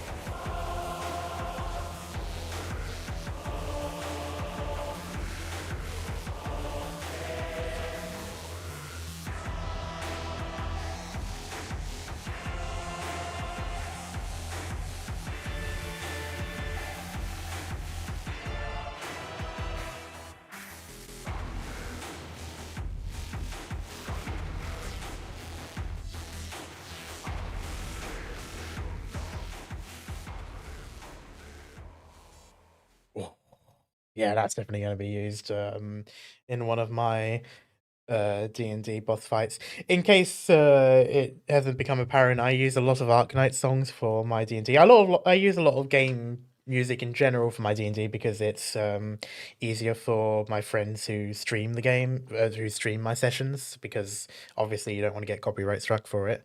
But I do use quite a few Arknight songs, and I'm probably going to be using that one as well at some point. It's a little bit too electronic, so I might use it for one of my other campaign ideas. But yeah, that was I really liked that. I'm somewhat annoyed that I haven't come across this boss battle yet. I think I've only done 2 or 3 boss battles in Integrated Strategies 5. And so far it hasn't been that one, as far as I can tell, because I don't recognize the song. That's cool. I always wanted to play D&D. Well, at some point I might drag you into it as well. Who knows? I'm going to be doing in the future. I'm going to be doing dungeon crawls, which are single sessions, so basically one shots, and I'll be dragging in viewers and fellow content creators for that. So who knows? Maybe someday. It's for ending 3, aka Apostolic Gun Knight Patriot. Okay, interesting. When I see Apostolic Gun Knight, I think of the Laterano, like minigun wielders. Also, because it's now in my recommended list, I'm definitely going to be playing this song. Be sure to remember. Oh, nice. Yeah, we'll see how it goes. Oh, it is that one. Okay. I'm going to be going off this one. And I think from that alone, I think everyone will already know what that was. It's just because it was the first video that I just saw on the top of the list. Raffle Cerulean Flame, one of my favourite songs for Arknights, and I'm going to be completely honest with you. I'm really annoyed that the anime didn't use this for the Amiya guard conversion. The animation for that scene was fucking spectacular, but I feel as though the music didn't quite hit in the same way that this song does for the in-game cutscene. And every time I watch it, I just feel as though it doesn't have the same impact that this song does when it reaches that peak. I really do wish they just used this song. I know it basically just means they've done the same scene again, but I think that, if it ain't broke, then fix it. But this is one of my absolute favorites, and that cutscene absolutely sent chills down my spine the moment it peaked, and you'll know which bit I mean if you haven't watched this already.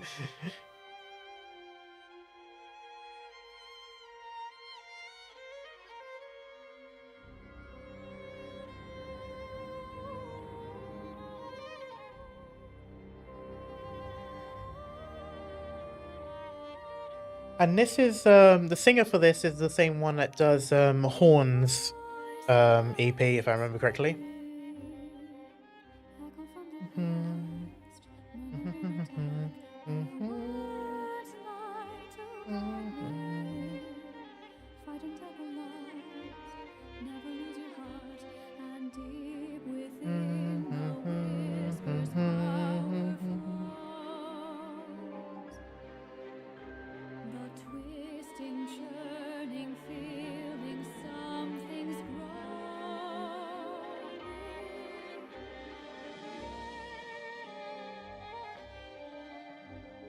I think it also fits Rhode Island and their urge to sort of be a beacon, like, really well.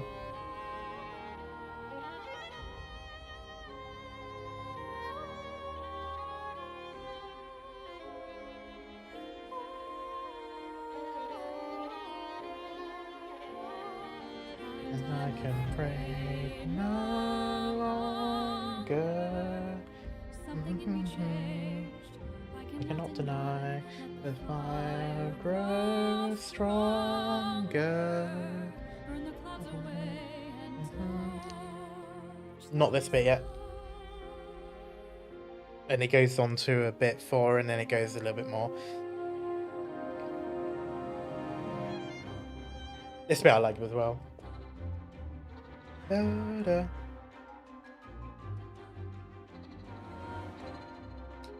I like the introduction to Once Human because it reminds me of this song. Purpose is clear now, not conscience. I don't know why I keep saying.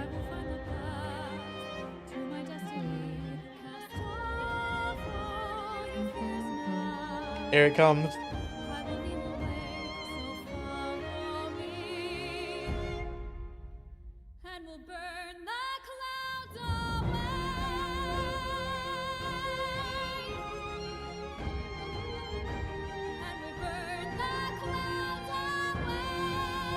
Lich.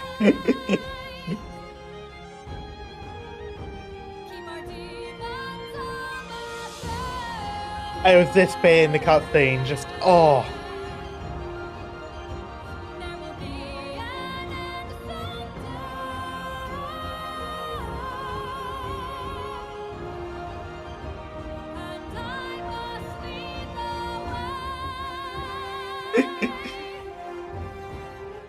I think the thing I love so much about it is it goes from that sort of like almost screaming out the lyrics, and then it's the soft violin in between the lyrics.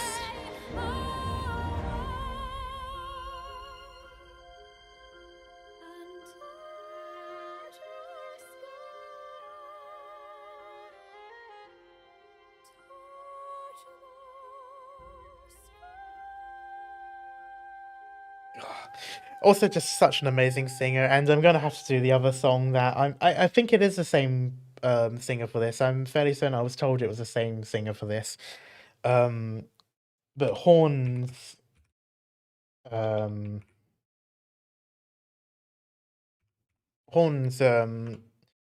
song I'm fairly certain is the same woman that sings this,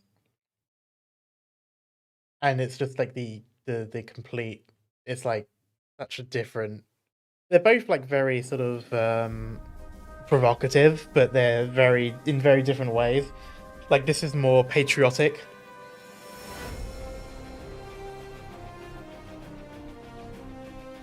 Also Victoria, yay Victoria! I am very much a Victorian. If you can't tell from the accent.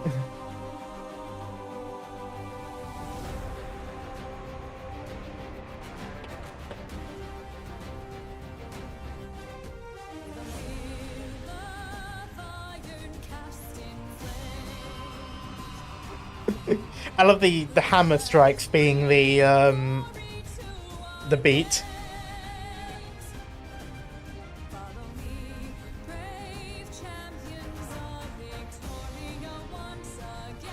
Also, I want to point out her arm is dislocated.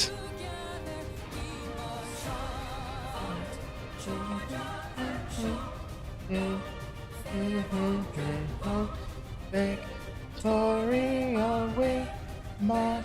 Oh, we will march on.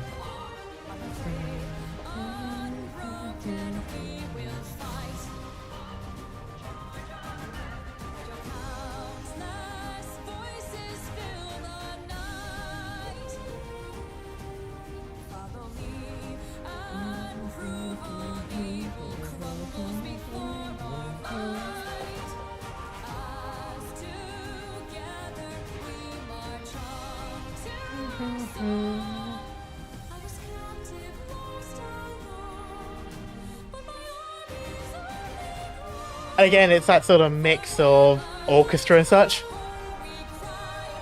Because she fights Manfred until her arm breaks. Yes.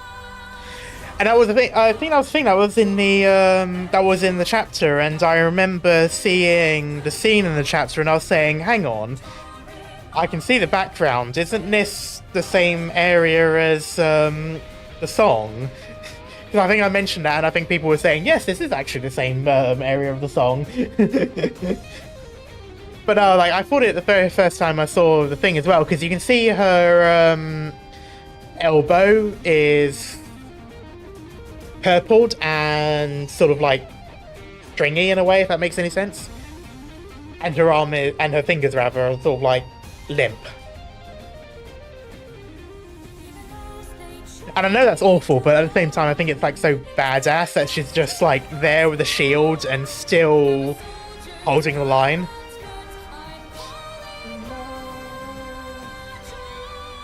God, her voice is so fucking amazing, though. Fear or dread for Victoria, we will march on. Oh no, it's not into the bit yet.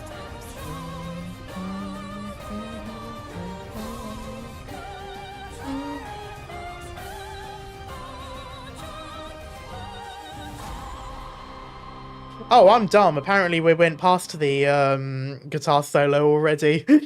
I got so swept up with the song, I didn't even think of it.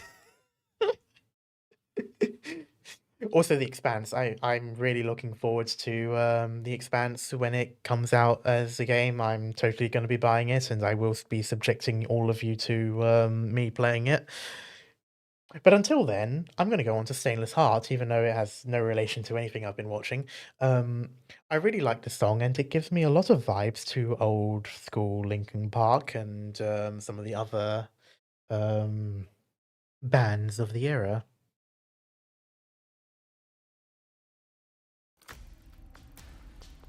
Also, there's another one where I like the fact that the tools are being used for percussion.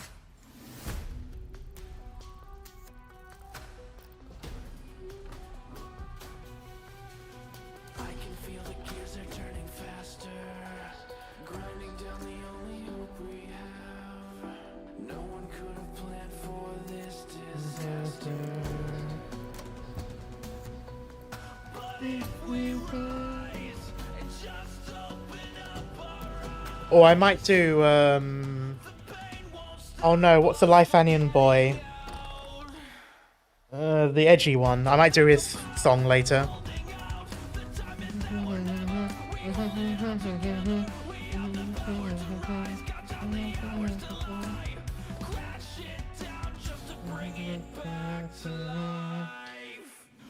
Face to face with the machine. That's what we want to be. Whoa, whoa. Forever young and free. And me, we found the key. God damn, fucking 15-year-old me would be all over this song. Well, I mean, I'm already all over this song, but you get what I mean. Less thing, yes, thank you.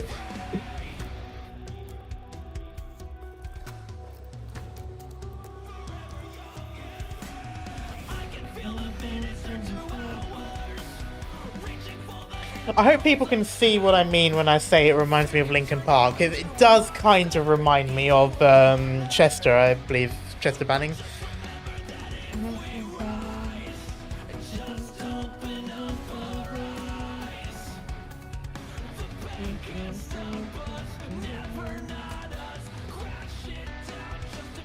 Get back to life, to face with the machine.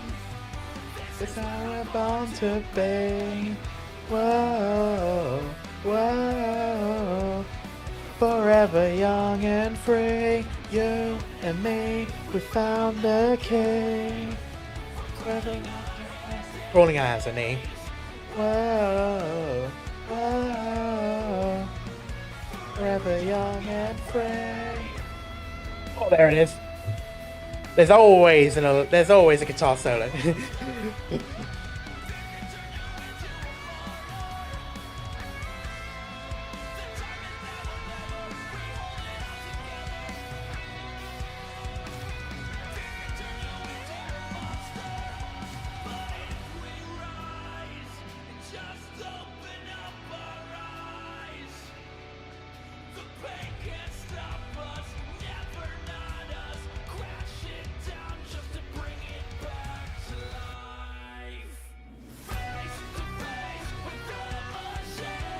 Also, I really like this character. I do really like him. He's a really fun character. I don't use him much in the game because his mechanics don't vibe well with me. I've never been too good with supports, but he's such a fun character in the story.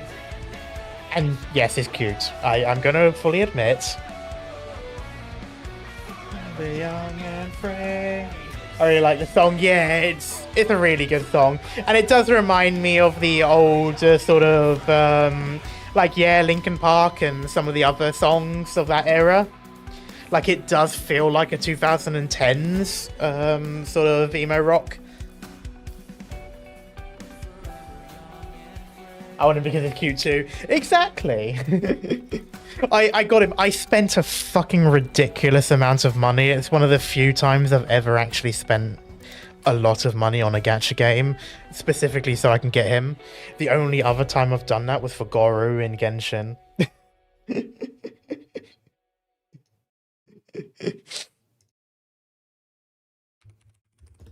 But no, I remember, I think I ended up spending 2 lots of €50 packs to get him. And I feel kind of embarrassed because I don't normally spend money on gachas. I really don't. And for both of those characters, I spent like 2 of the €50 packs at the time. And I felt really dirty afterwards because I never do that. I normally just freemium it. But yeah, for those 2 characters, I really just I went all out because I just wanted them. And I don't normally get like that for gachas. Go was the reason I got into gacha art. You know what, to be fair, that's fair because you can't say no to a dog boy. I don't know if Maple is still in chat, but but I'm gonna go on to Lessing because edgy boy, love it. But also I really like the song and it's in that same vein as the 2010s, maybe even early 2000s. Actually, no, yeah, this is very early 2000s. Yeah, this is like late 90s, early 2000s, sort of emo grunge. Simp shush!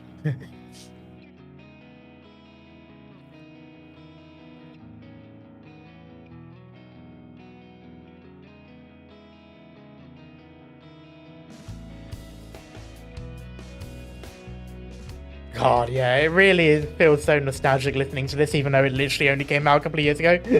A year ago. But it's just so... Oh, Tequila's really good, yeah. I have Tequila, actually. I mean, the character. I do need to buy some Tequila, though. Anyway.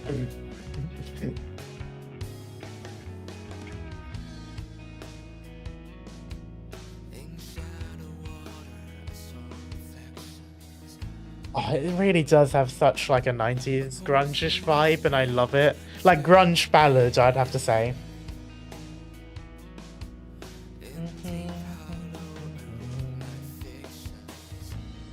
That's the thing I love so much about Arknights. How was there so many different genres?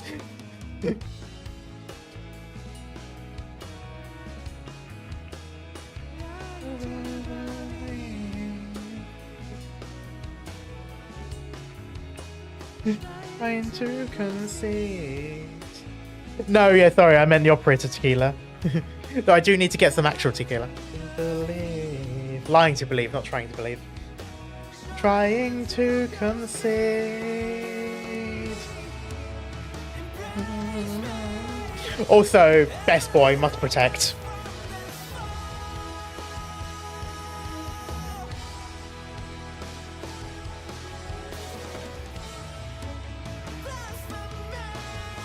Also, best boy must protect.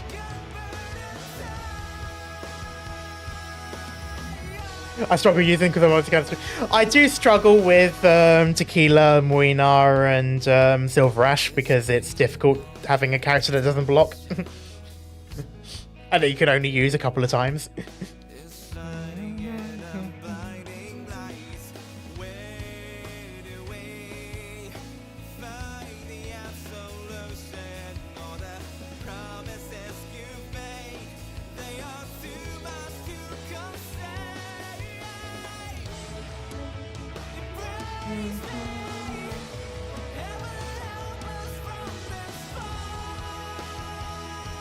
We have similar tastes. If I had to wager a guess, it's probably because we're both gay as fuck. Or just really like the male characters. Sorry, I probably shouldn't make that assumption, but like... A tear runs down my eye when I see an enemy walk past him. Yeah, I can't do well with it. I've got Marina, but I can only use him if I follow a YouTube video for a stage that uses him. Because I just can't do it myself. I'm not good with characters like that. You're right. Okay, fair enough. Praise me. Oh, reaching. This is one of the songs where the peak is at the very end, and I really like that, even though it does make me wishing there was more. Embrace me. Honestly, this entire arc was fucking fabulous.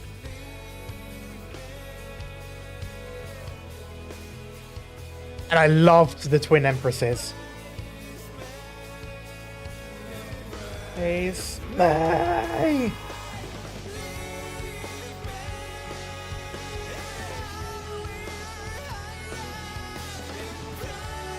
I hope people can sort of see what I mean when I say grunge ballad, because it's not quite grunge, but it's not quite a ballad either.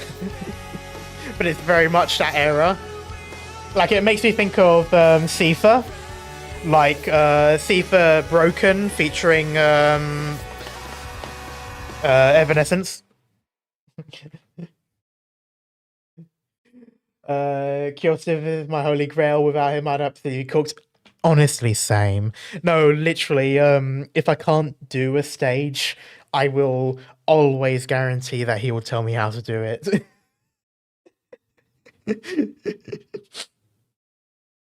Like, I use him so much, and again, like, I can't use Marina unless he's got a stage that has, you know, it in it. Because otherwise I just don't... Like, I know Marina can be deployed, and people always target him because he has aggro. And then you just wait for his skill to be released, and then you use it, and it's literally just wherever he's pointing, so just make sure that he's in an area where he can do as much damage as possible. Like, it's simple enough, but sometimes I just can't see it, and I do use Kyo, just because he's got so many good videos for it, and I like the fact that he does so many low-level operator videos as well, so that even beyond people like us, just like normal people, like when I first started... and I was playing some of those ones off stream, I used him because I didn't understand the game, and he was really good for those low level ones. It also seems we have similar taste in music because I love all the songs he played. Fair enough. Honestly, yeah. I think the thing I love about Arknights is that it is such a diverse portfolio of genres. Like, not just for the story, but especially the music. And you have so many different songs, not just different genres, but also different cultures is the thing that I love about it. I love that you've got these Chinese and Asian inspired music, but then you've also got these Russian, these patriotic styles, sort of like, you know, imperial and Soviet type styles. And then you've got the Western ones, the more sort of rockish like this, and then you got the orchestras, and it's just like, it's all over the place. And normally for games and films, if music is all over the place, it's messy and, you know, difficult to follow and not normally something you like. But in this game, it does it so well, like so fucking well, that it just blends in and it feels like it is a world with its music, with its own genres, for different regions of that world. And this is very much music that you could hear in that universe. Like, there's no reason for Lullaby to not be a song that you would hear in Russia, that mothers would sing, or Ursus rather, that mothers would sing to their children in Ursus. There's no reason why this song couldn't be listened to on the radio in Colombia. Like, you know, all of this music, it's real world stuff. Arknights is a story that spans an entire Pangea-sized continent, an entire world, and they have music from all over. Even though it's not necessarily in canon that this music is from it, it's just the way that it's there, and it's always like present, and the fact that it's so diverse, it works so well, in my opinion. And again, like a lot of games don't do that. If you have like a mess of different genres and different styles, it normally clashes and just doesn't work. But because it's such an open world without being an open world game, it fits way more than it really should. And it's weird, but it's just like it's so fun. Also, I'm gonna go for the hex girls. They're not the hex girls. I forgot what they're called. Oh no. Something after sunset. No. Oh no. Oh no. Cleo. Sorry. Yeah. What's they? I always call them the hex girls, and because I always call them the hex girls, I've now forgotten what they're actually called. Alive till sunset. Thank you. Techno Dubstep Church. I know. I love the Techno Dubstep Church. It is my favorite thing. Also, Divine Cybermancy is very much a good game for the techno or like the cyberpunk church, because that is basically it's something Divine Cybermancy. I forgot what the actual title is. Alive Until Sunset.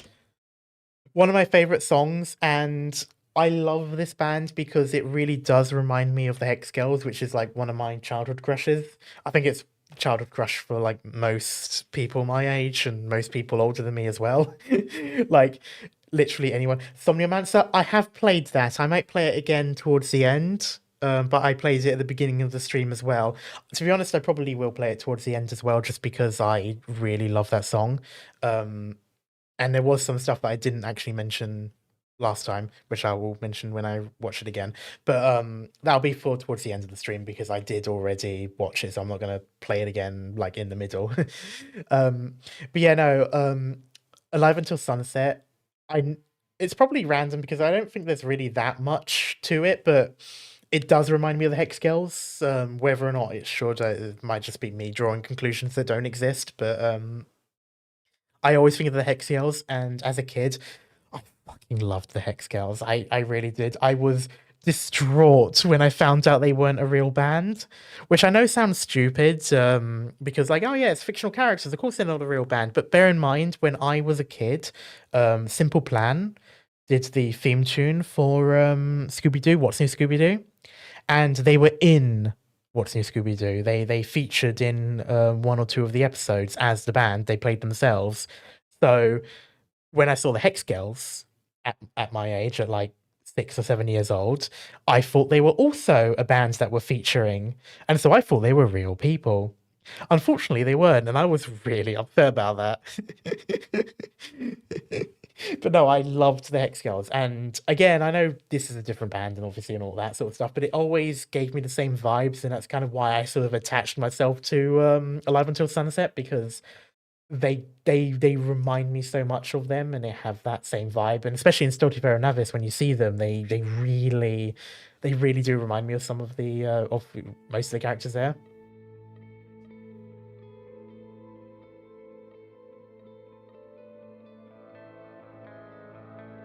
I only grew up on PBS Kids and Metav, only takes a Cartoon Network and Nickelodeon, that's sleepover. Fair enough. I had BBC, which had some of the Scooby-Doo episodes. But mostly it was because of video, so my parents gave me videotapes. Also, I won that bass guitar. I love the coffin-shaped bass guitars. Actually, no, that's not a coffin, but you get what I mean. Those shaped. I've got an electric guitar. I need to learn more how to do that. I'm tired of saying pretty please.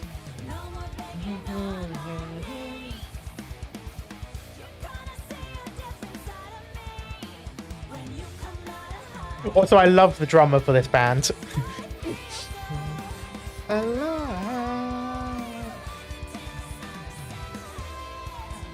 I feel so alive.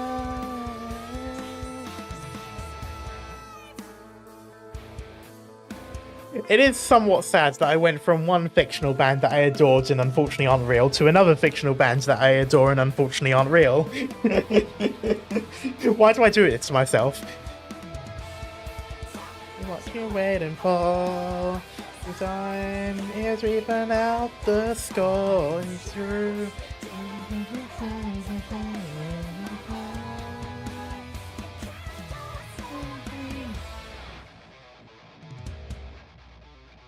mentor. Where did that come from? Jesus.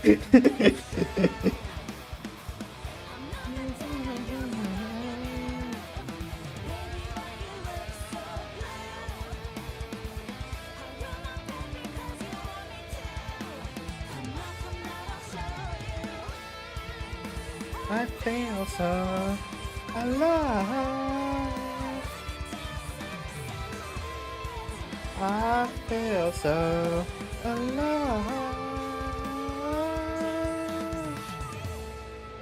I can't hold a note to save my life. If you put a gun to me and tell me to hold a note, I will just ask you to shoot me. I want her headphones. Honestly, yeah.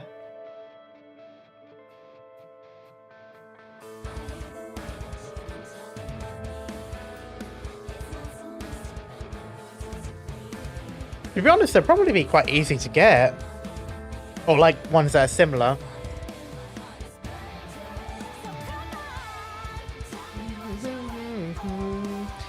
I'm here to even out the score, it's true. Doesn't even hurt to play with my heart. Tell my story. Our story, not my story. Oh, it's a bit like... I like how soft her voice gets. Honestly, I think that's the thing I like, especially with female rock stars. I like that mix of more gritty rock music, but then you go into the soft tones. It's good for me as well, don't get me wrong, but I mean, like, I like it for this sort of like girl bands and such, for like rock girl bands.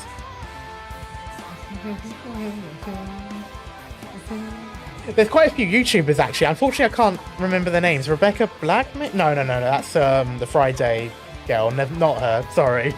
I can't remember their names. There's they sometimes do songs with Jonathan Young and that as well. Unfortunately, I can't remember their names, but they're really good at this sort of songs as well, where they go from like the gritty rock to softer stuff. I think they also did songs for Hellsinger, which is a like Doom but with beat. I actually did play that on YouTube. I need to finish that game actually. I can't remember her name unfortunately, but she did do a song for them with that, and so did the singer for oh no, I've forgotten the name. The song, you know, the wake up, grab brush, makeup. I forgot the name of the band. Chop Suey? No, I think that's the song. But the singer for that song, he also sings for that game for Hellsinger. But honestly, it's a really good song. System of a Down, thank you so much. Yeah, the lead singer for System of a Down, who is classically trained, much like the lead singer for Disturbed, he did a song for Hellsinger. Yes, there you go. Thank you, Serge Tankian. He did a song for one of the levels for that song. I need to, what's the game called? It's something Hellsinger, so unfortunately I'm not giving you the full name. Let me find the name. Metal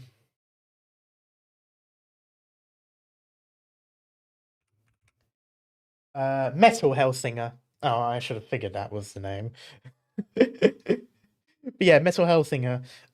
It's like Doom, but like a beat sort of game, like a rhythm game, I should say, like with Hi-Fi Rush and that. But it's a first-person Doom-like game, really fun. And he does the song for it, and then also one of the that again, one of the female singers who works with who's done the songs with Jonathan Young. Unfortunately, I can't remember her name, which is really bad because I do love her stuff. She also did a song for that game as well.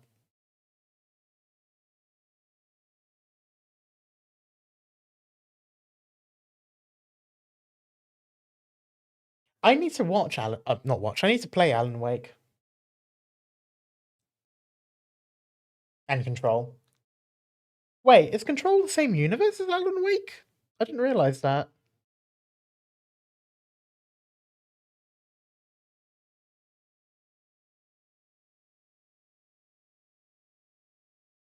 It is. Bloody hell. Okay. Fine. Wow.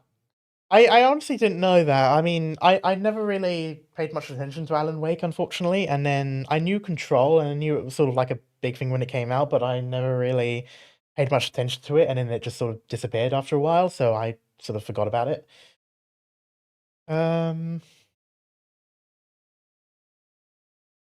What should I go with next? Actually, I'm gonna go for Water Quench, which I think is a Sad Cat song.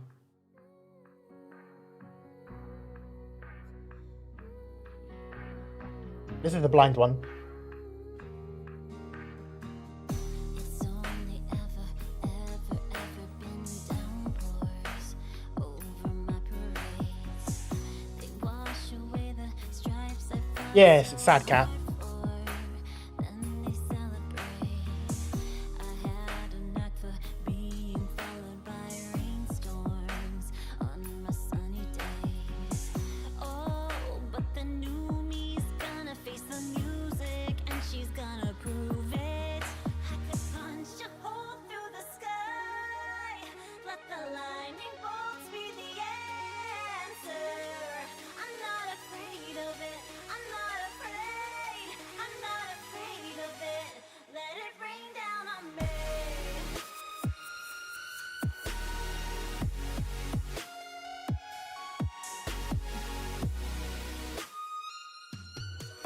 Oh, thanks, Seri. Afraid of it. Let it rain down on me. Hello, Ramir.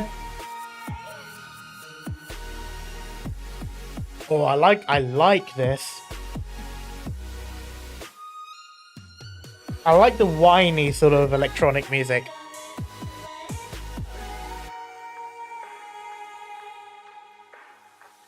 I wish there was a Arknights radio station. Money now. Here, give me. I'm commanding, taking charge like a captain. My era has begun. Oh, I'm no longer miss a piece of This is such a girl boss era song. living for the buzz. Yeah, now the new me turns the rain to music, and she's gonna prove it. I could punch a hole through the sky. Oh, so that line goes raw. Lightning bolts be the answer. I'm not afraid of it. I'm not afraid. Big gun, yeah. I'm not afraid of it. She's the same role as Horn, isn't she? Artillery. Oh, no, she's a gun one, isn't she? She's a gun,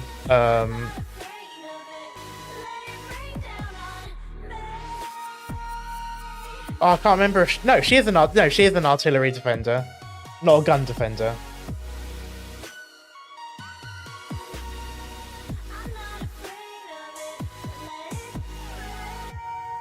Sentinel, not Fortress. Oh, she is the gun one. She's not the artillery one. She is the gun one.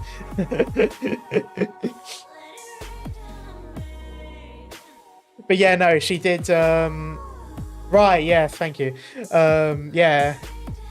Mixaparato. I can't pronounce that one. But yeah, no, she did rob a bank. It was very Ocean's 11. Oh, this is also a song I haven't listened to yet.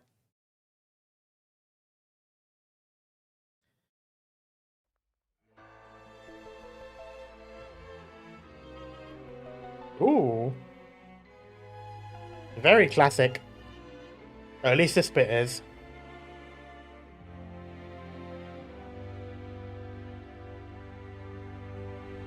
What a thrill to chase survival, reconcile the Ooh. brother's throne.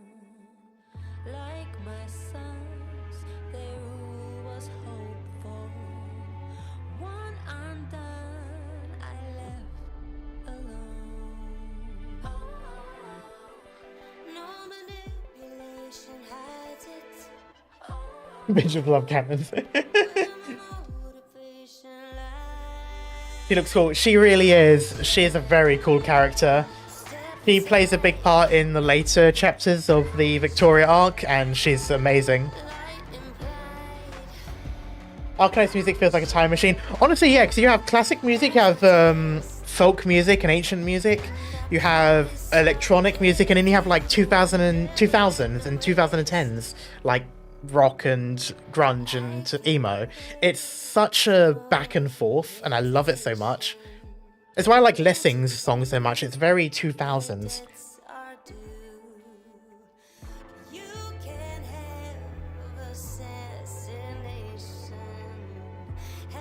And then you get like country music, like Vigil's song, which I'm gonna play next.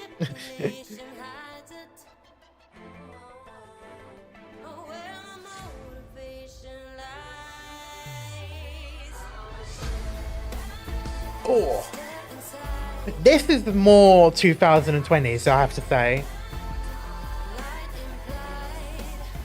Or maybe like 2015 plus, I'd have to wager a guess. This is something I'd hear in a spy movie. Honestly, yeah, like a modern James Bond. Like, not quite as classic as Diamonds Are Forever or any of Adele's songs, but it's in the same realm. So yeah, I definitely see what you mean.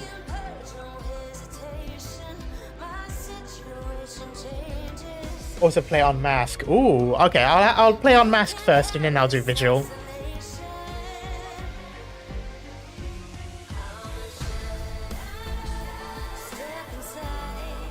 Yeah, no, it really is like a modern James Bond song.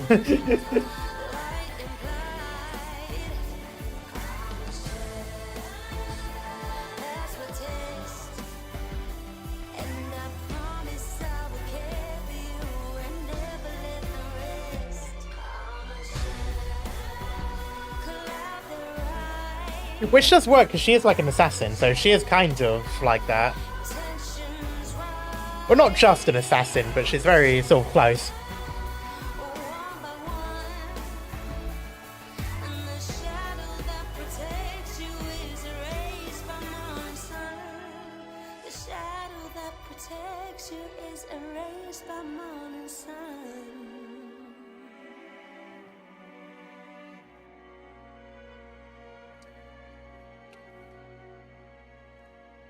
The fact that it also ends like a spy song as well, there with that ending part.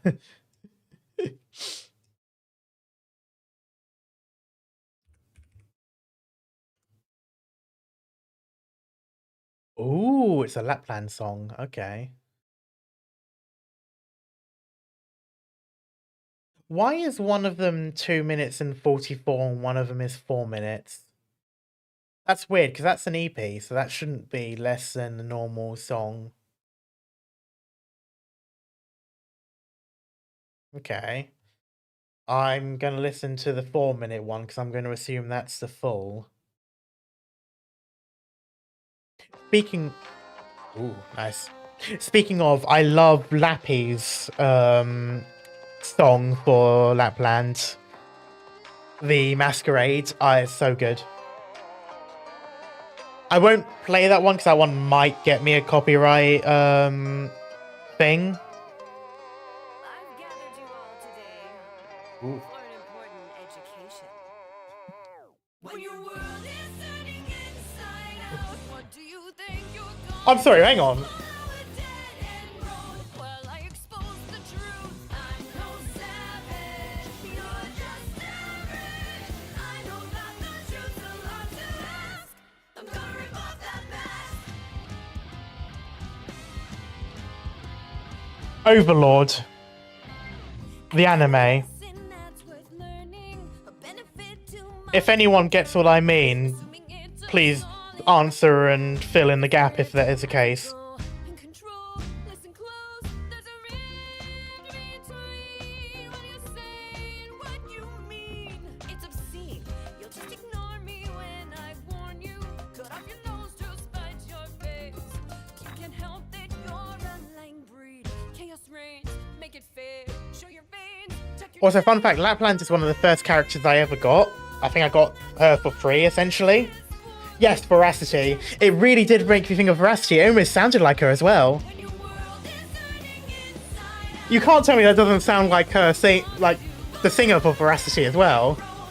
Like, I am very crazy, very crazy, very crazy.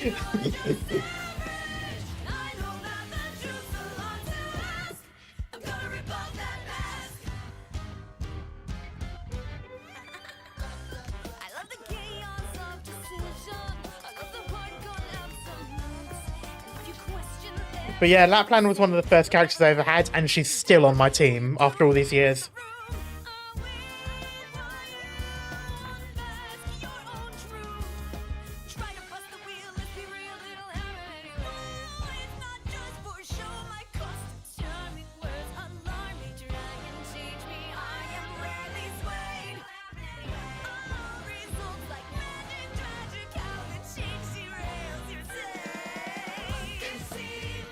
Chat should talk as much as she wants.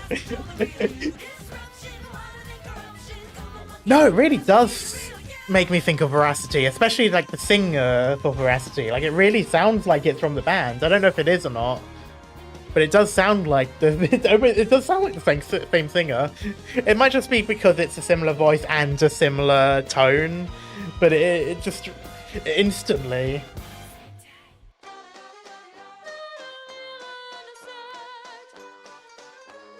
I like it. It does then go into the Italian, like traditional Italian music.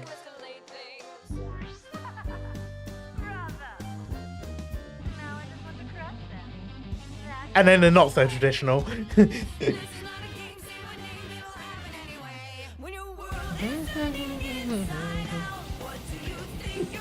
God, it really does go into that chorus a little bit.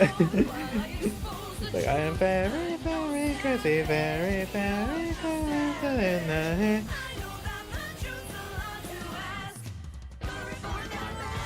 The performance for this during the last Symphosia was fire. I need to react to that, actually. I won't do it this stream because I'm already like a good few hours in, but I'll probably do it for the next time I do this.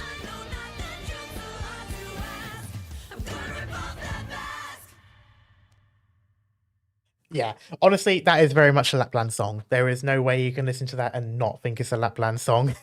that encapsulates her personality, or at the very least her chaos, very well. It does also remind me a lot of Veracity by, I can't remember who sang it, but for Overlords. I think that was season 4. And honestly, even that fits. So like, I can't say I can't say it sticks out. Like, it very much sounds like a song that would work for Lapland as well, even though it wasn't made for her. So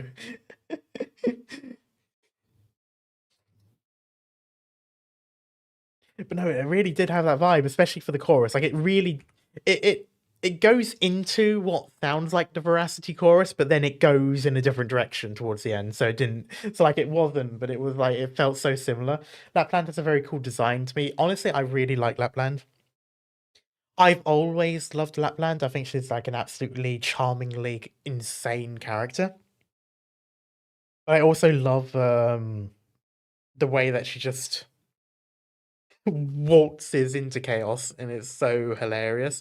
I loved how season 3, sorry. She basically crashed a court session by ramming a van into the courthouse. And that is the level of chaos I aspire to, and I've made characters for my tabletop sessions based around her before. As in, like, the characters that I play, not as a DM, but as a player. I like playing people like Lapland. Burning down the old with as much fanfare as possible for something new was kind of her thing.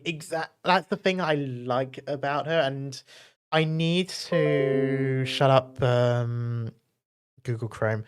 I need to finish actually the Decadenza. Not Decadenza, that's her alt.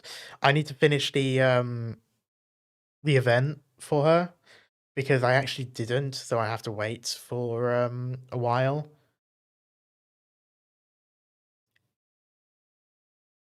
But yeah, so I'm gonna do visual EP. Visual EP. And I think this was also the boss theme, if I remember correctly. Don't try it unless you want to send the prison. Yeah, I probably shouldn't do it in real life. And this is the country bit of it. And again, like, such randomness.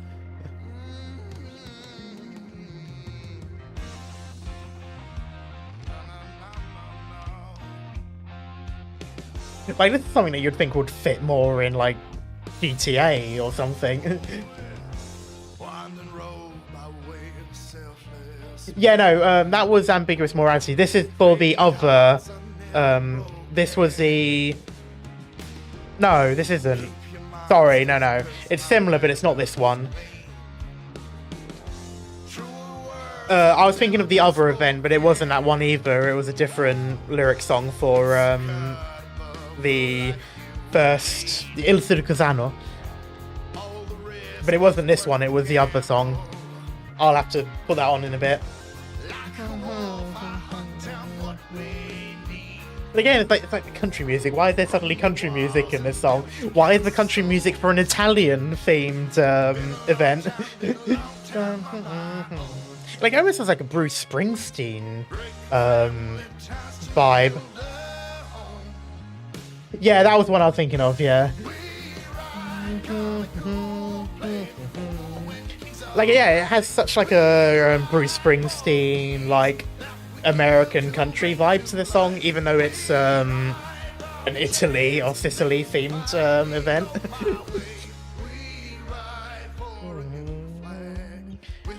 Guaranteed. This will be a slow-mo scene in the movie intro. Honestly, yeah. And I point out to things like Grand Theft Auto, but or like any of those sorts of like more crime-orientated sort of stories, especially in like America, would fit for this song.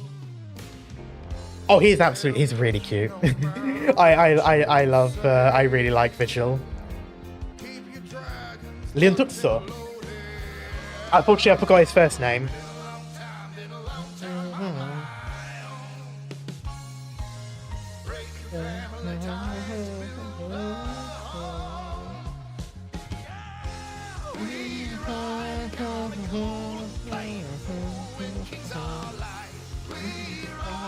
For the peace.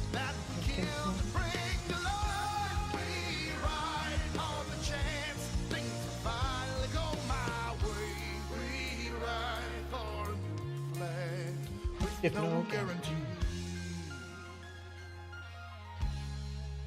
Oh, why can't I think of his name? It's Leon Tutsil, but that's the family name.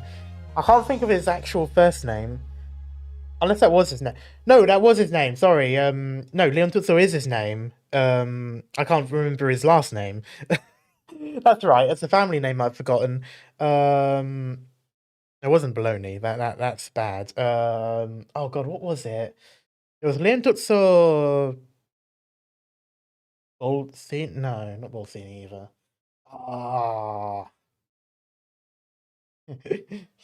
Arknights says the character design types I love because I love Kinamami characters and furries. Yeah, oh, it was Bologna. I thought I got it wrong there. But yeah, Leon Tutso Bologna reminds me of some of the more modern Ramazzotti songs. Oh, okay, so maybe there is a reason then. I always think it's more American. I feel like it's too American for the Italian mob-themed things, but I guess maybe there's a Italian or Italian-American style of music that I haven't heard of. Maybe that's why then. Honestly, yeah, Awaken is a really good one. Awaken we listened to earlier. I believe it was Kirian actually that recommended that one. That one is a really good one. I do love the Goatman ones. I really like the Disney themed ones. I'm gonna stick to this, and I'm actually gonna go to a contingency contract. And considering I just did a country song, I'm sure you're gonna know which one I mean.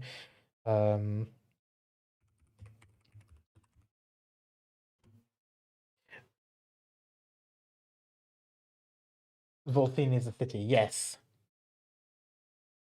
But yeah, so it was Leon Tutsobilone, and yeah, I do really like him. He is one of my favorite characters. I like the Arknights. So I would play this one, but I seldom play videos by other content creators. I don't like doing that. I do these ones because they're by official companies. But I don't like playing stuff that was made by someone else because it's their own thing. I know other YouTubers do, and I probably will at some point. I have done before with Billy stuff, but I prefer not to, so I'm just going to listen to the things. Also, this song sometimes reminds me of Venus, and I don't know why.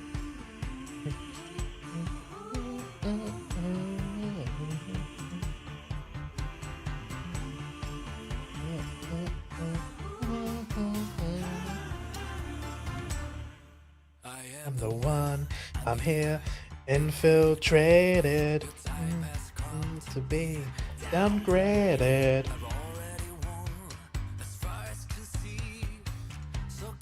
Eyes on me. I recommend you keep your distance. I'm combustible. Keep on burning day and night. Unstoppable. Oh, I love Extinguished Sin. I'm definitely gonna play that next. I'm on fire, ignited by burning desire. This is the bit that reminds me of Venus.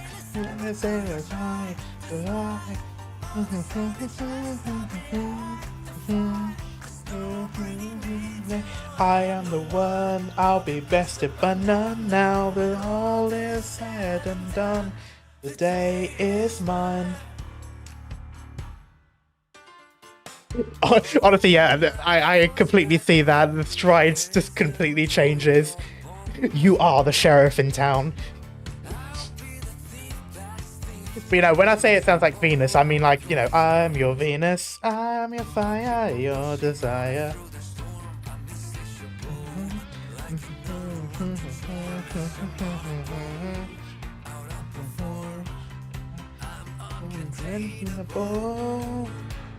Yes, I'm on fire, ignited by burning desire. Oh, it's a different bit, yeah. Yeah, so Luxor is Lapland. I remember that one. Which has been thoroughly disinherited. Gee, you think? I don't think Alberto was particularly fond of her towards the end.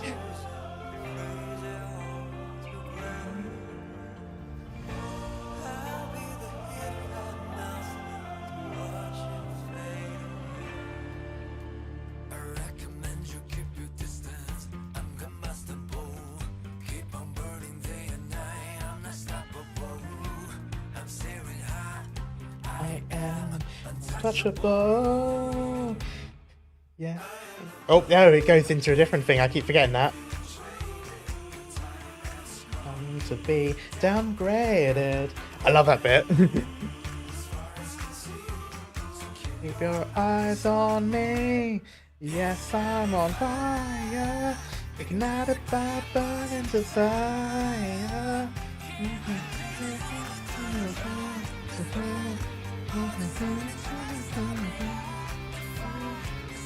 Bring me back.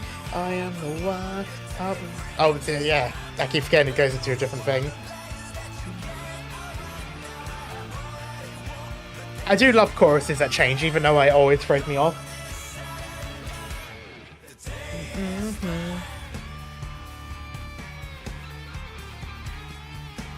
Oh, I fucking love the guitar as well. And it is that sort of like, it's that country rock.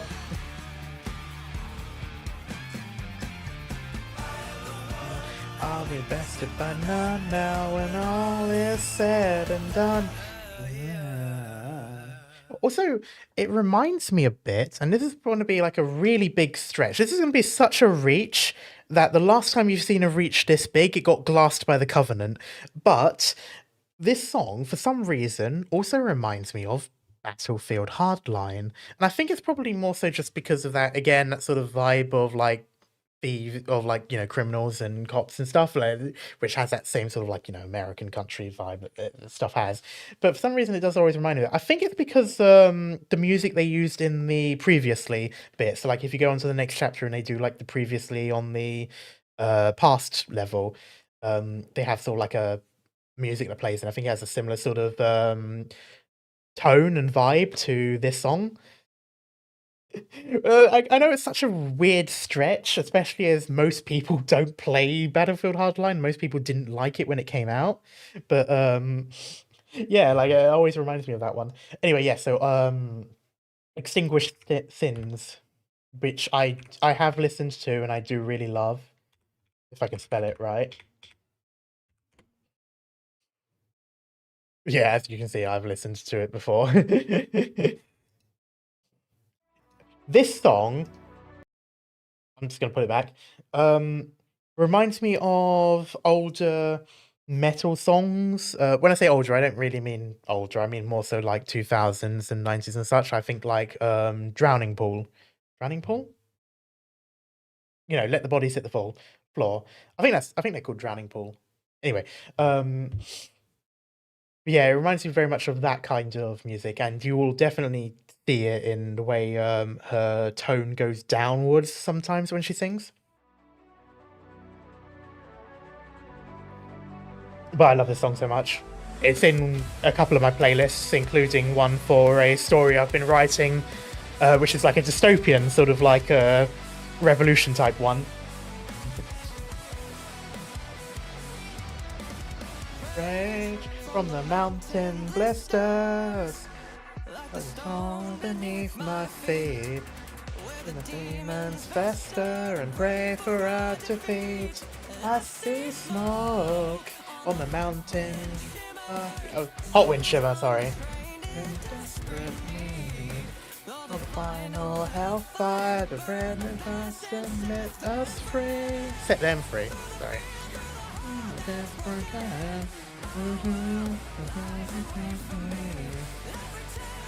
Have you played Where Winds Meet? It got me kind of. Oh, I don't recognize the title, so I might look at that after this. I think it's filled with bloodshed. You are my victory. I love that. You're my wicked victory. Like it's like this sort of thing where it's like, I'm going to win and I don't care if I look like the most evil person doing it. Like, I love that kind of vibe. Like, you know, you made me like this. It's that kind of thing. Like, I don't know, you are my wicked victory. It's such a powerful term. With the knowledge every rebel we felt before, down their mouth. Covering everything of every drop I bleed. I am the venom and the cure. Well, that's very much referring to the Doctor, let's be honest. The venom and the cure. Eyes and wait for me.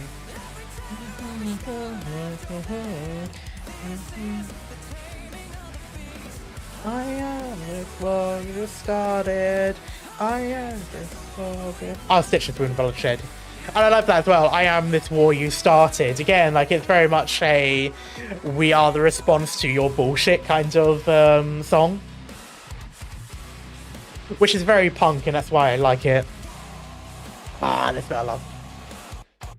Oh, there he is. Oh, okay, so I won't do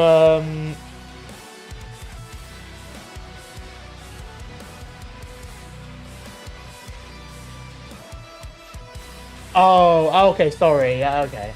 Alright, so I won't do where the winds meet then. I thought it was a song, so okay, that's fine. Well, I've already got an idea of something else I'm going to do next anyway. I'm going to do Hexenkönig.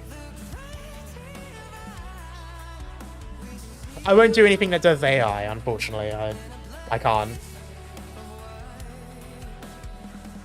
Through the veins, through the heart that's broken.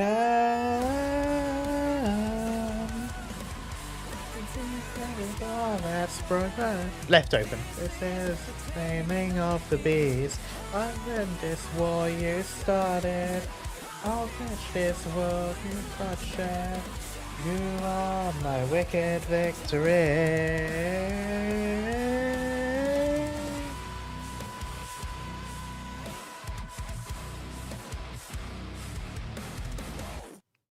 I like the bit, oh. That bit makes me think of Disturbed, because they like to do that sort of like oh sort of sounds, not just for the obvious one, Down with Sickness, but also some of the other songs. They did it for 10,000 Fists in the Air and their cover of I forgot the name of the song. I don't know. I forgot the name of the song. It will come to me eventually. I'm gonna do Der Hexenkönig, because I do really like this one. This is actually a Lappy song, but it was used officially. So I think that means I can use it without issues. Normally I won't play stuff by other content creators. Lappy does their own music, and they're really fucking good, and I really like their Arknights songs. Normally I won't react to them because I don't want to do songs of them, but in this instance, Arknights themselves, Monster Siren Records, commissioned them to actually do this song for the event, and it was in their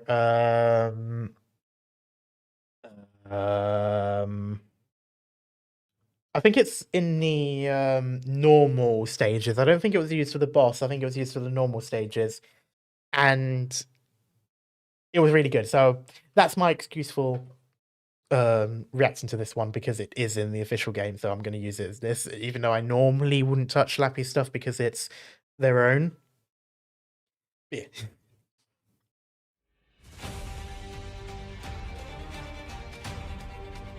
I do love the Lifanian event because of how music orientated they are.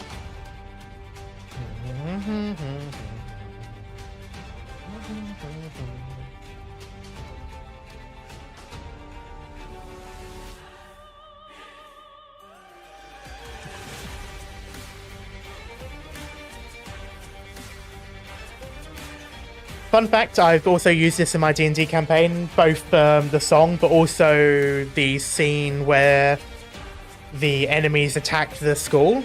I used that as Neverwinter Academy.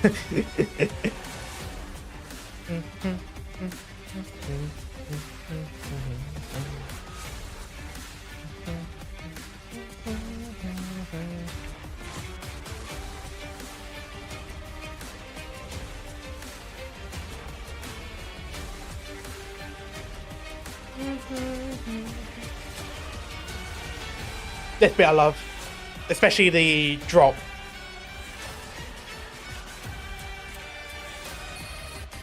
That bit.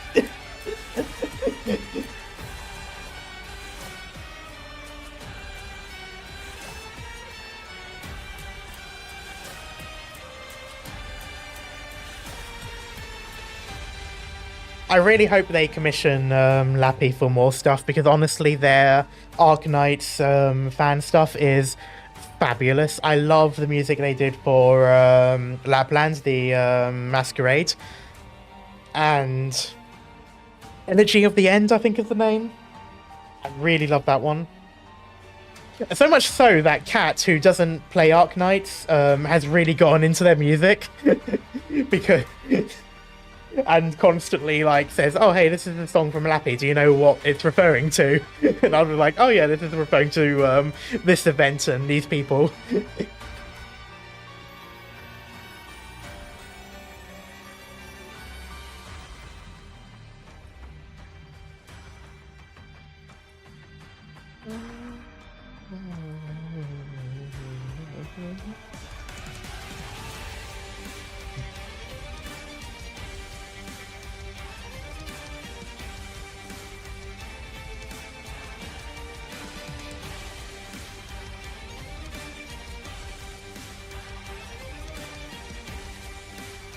Oh, I need to stop headbanging. It's giving me a headache.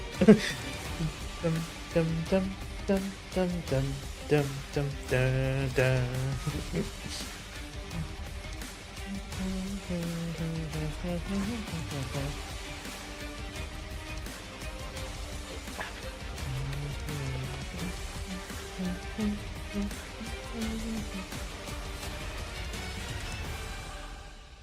Oh, there we go. It got me so pumped when I was playing the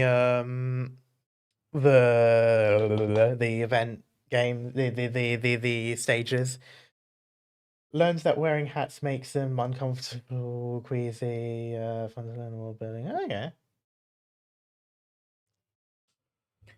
Oh, what's next for Arknights? If I may ask, does Fawns have a song?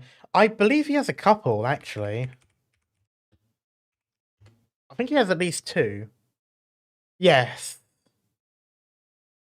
Well, technically he has 3, although whether or not you want to count before and after, seeing as it's not just his song. But he does have 2. I'm gonna go for El Brillo Solitario, and then Sailing 4. I'll do both.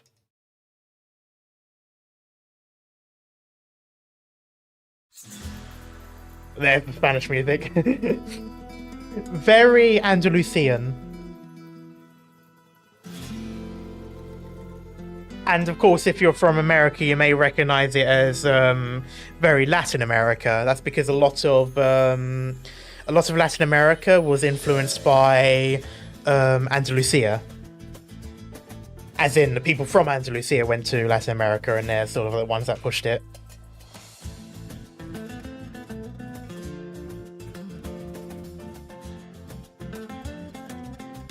But this is very flamenco. You would have the guitarist playing this, and then when the flamenco dancers, when they feel like it, that'll be when they start dancing. They will only dance when they feel the vibe.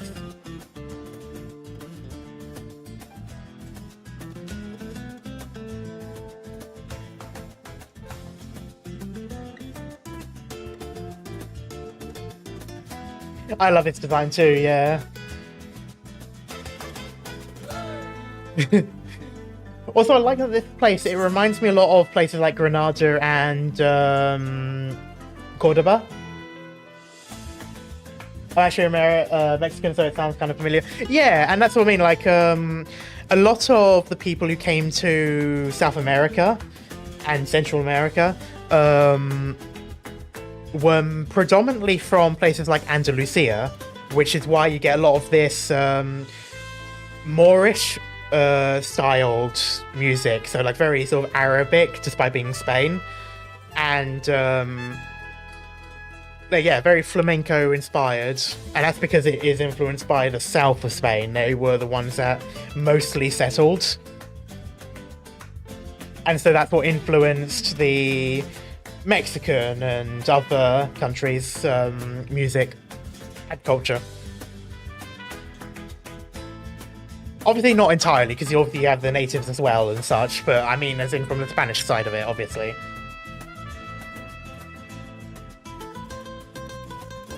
Because Iberia is based on Spain and Portugal. Whereas Latin America inspires a different place in Arknights. Do you think he pokes himself in the ribs sometimes for that? I honestly would, so I wouldn't surprise me if he does.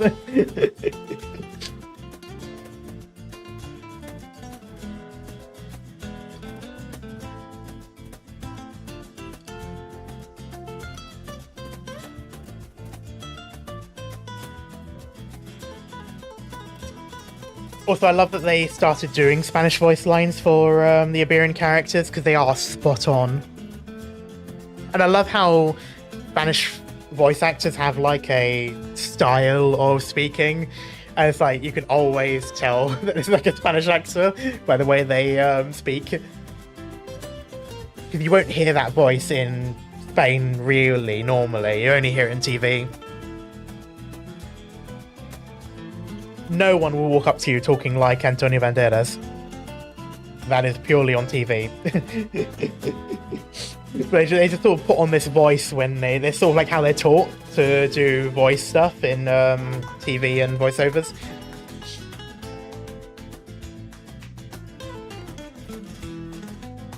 I do love the faunification.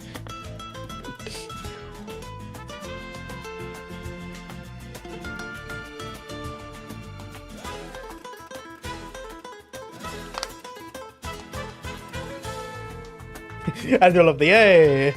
It really is very flamenco. It is so fun. And again, as someone who like lives in Spain and lives in Andalusia as well, I hear this quite a bit. Now this is one I haven't actually heard, so we'll see how this one is. Oh, there we go, straight into the Spanish/Arabic music. Followed by Karma, oh god. Oh, who is that? Who's that?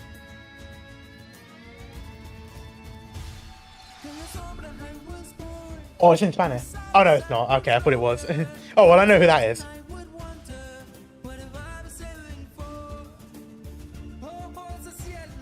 Oh, Touch the Sky. I think I might have heard that one.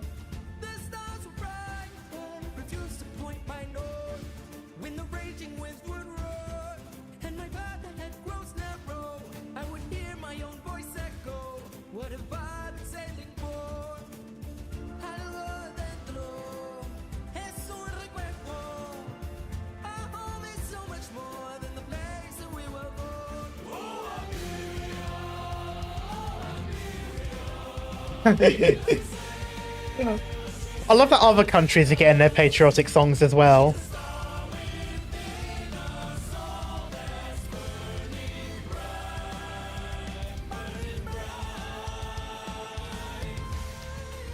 Who is that character? Who are those two?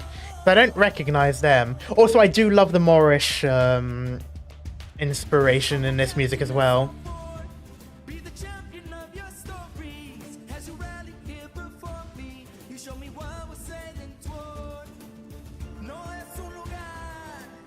Fawns look so camp in this, so I gotta say that. Like, what? You don't have to be stand-stop like that.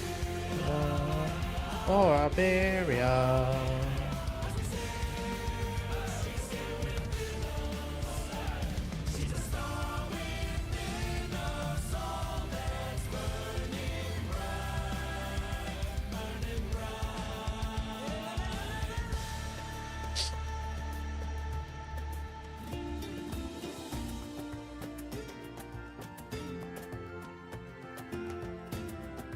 Okay, yeah, so I know Elysium, and the right one is just an NPC, the far right is Rose Salt.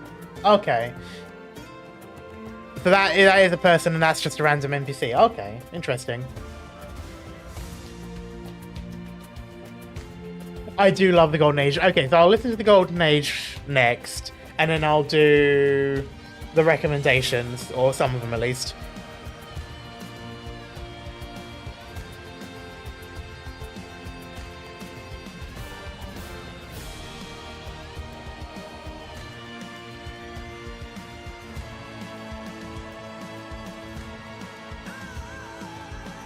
Again, yeah, I do love the Arabic sort of style. And again, this is very on point because the south of Spain is very influenced by the Moors.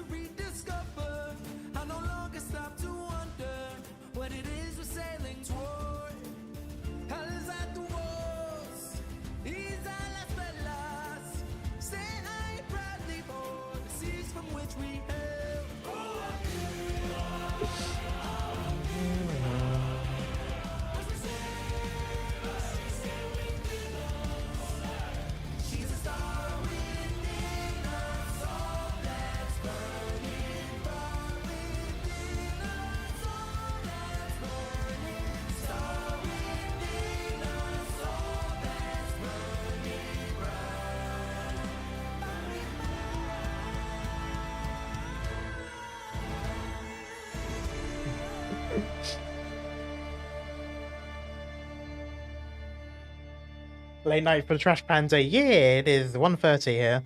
But I'm really liking the song. I really like that song. I love that they brought in more of the I Will Touch the Sky. That was the one that you were talking about. I'm just gonna put that in for I'm just gonna put that there. That'll be next after I do Golden Age. Your model makes me feel like I'm holding my little bro hostage to watch Arknights music.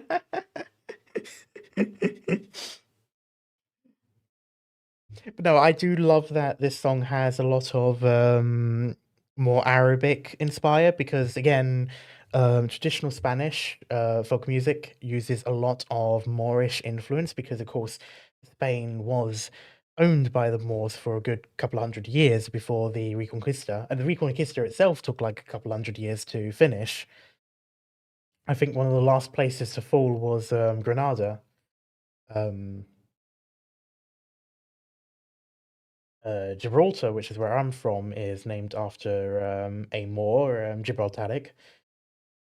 But yeah, so I like that they leaned heavily into the more Arabic style music for the Spanish style songs because it really does emphasize the sort of cultural background of Spain. Because again, this is Spain. Iberia is based on Spain and Portugal, whereas Bolivar is based on South America. So there's two similar yet distinct cultures.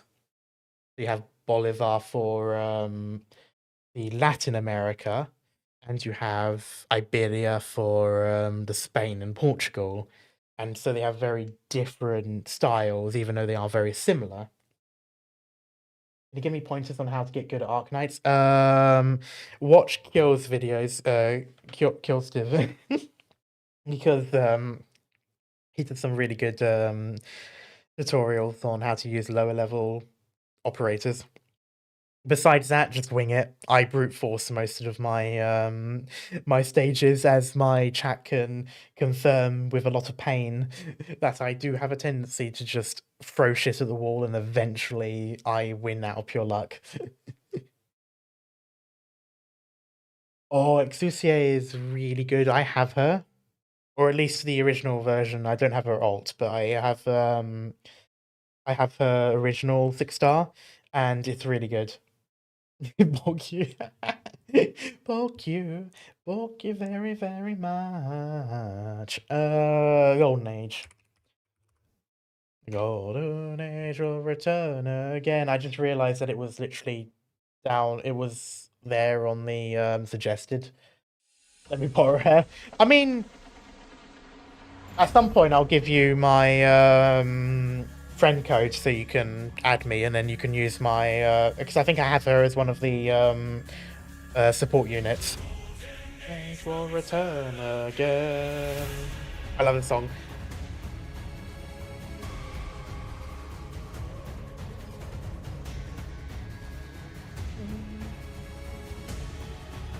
Yep, Stultifera Cantus,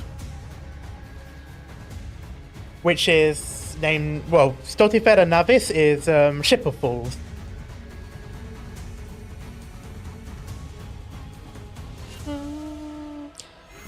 When the days were young, Bilious futures bright as the sun. He whispers when the sails ascend. The golden age will return again. The golden age will return again.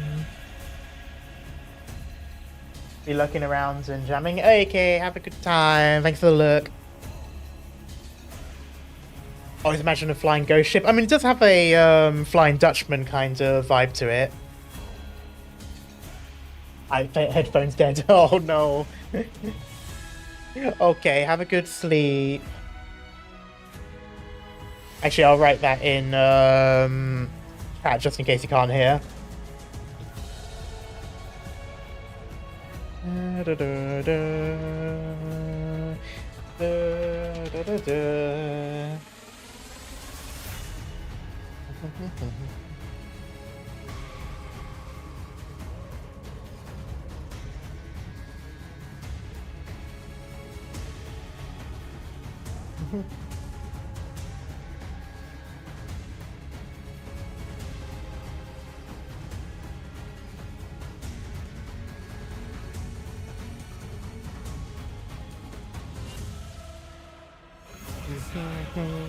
Vitamin C.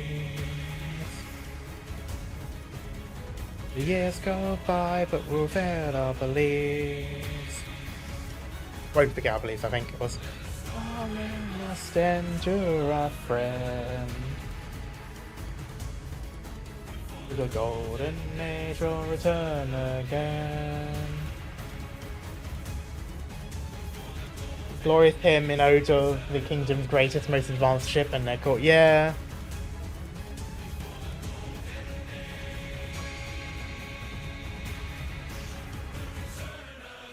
It was definitely a product of that time as well, because when you looked at the ship, even though it was supposed to be a battleship, it was very much like a cruise liner in how fancy it was. And that's sort of like how you realized that Iberia was probably getting a little bit too comfortable with its position of power, because they stopped making their ships useful and made them more like palaces. I think that was something that they commented on in the game as well. But to be honest, I can't remember too much of Slotifair and Avis besides the Jojo Bizarre's Adventure vibes of Ulpianos and Gladia. Just sort of just reenacting that scene of the anime.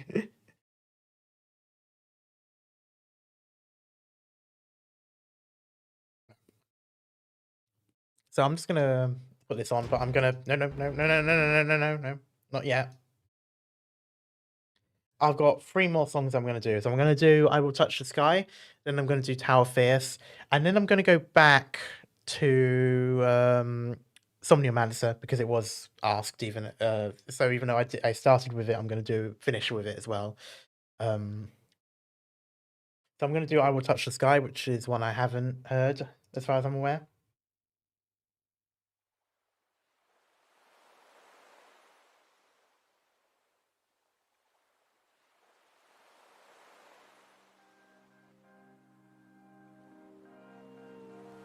Alright, so this is the Rhine Lab one. I guess that makes sense.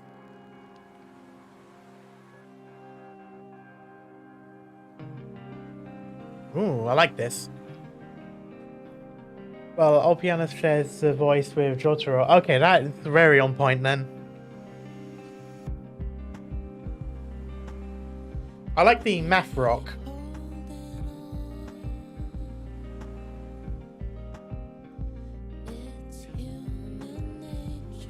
It does make sense that it's for Kristen.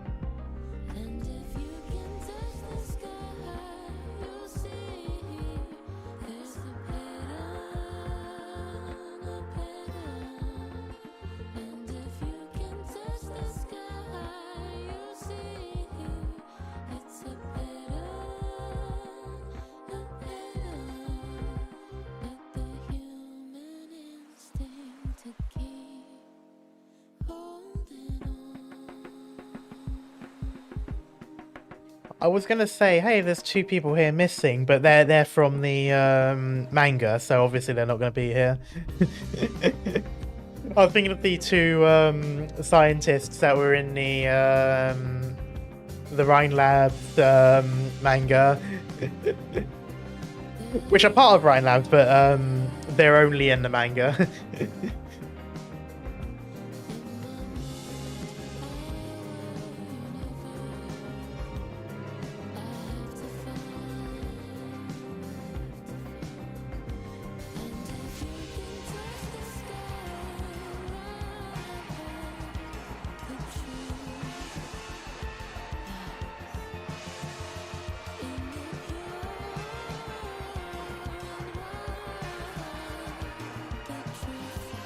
Nope.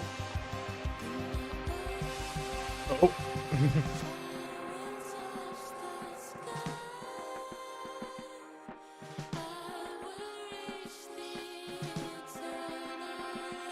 I mean, I suppose in the end she did get what she wanted.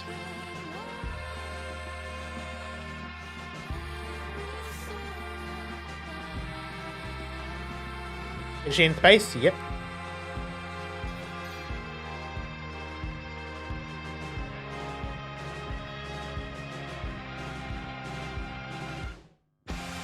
Oh.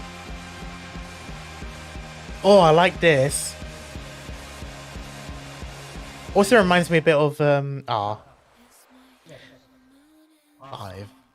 4, 3, 2, 1. I think that audio was taken from the actual Apollo 11, or one of the Apollos. Oh, that's a... Hang on.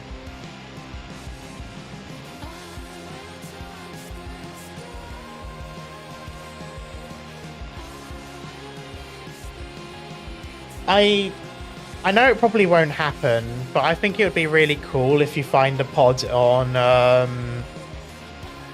the planet that Endfield is set in. Like it just sort of found its way to it.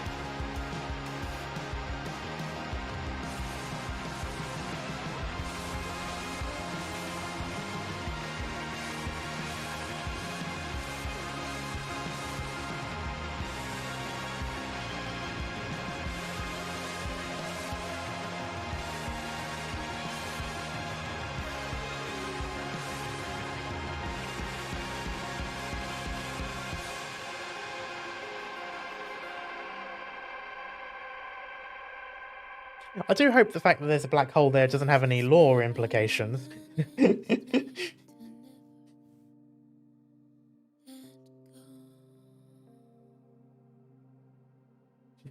Join Rhode Island, all Peros should. I agree. Unfortunately, it's going to be very difficult to get her from her predicament. You know, the predicament, of course, being the fact that she's in fucking space. I do want to ask if you could draw your raccoon. If I could draw your raccoon model, I'm not going to draw him. So I've been. Honestly, yeah. If anyone ever, you know, you or anyone else who ever wants to draw me, you're always welcome to. I mean, I never ask for it for people, but I will always accept artwork from people. So absolutely go for it.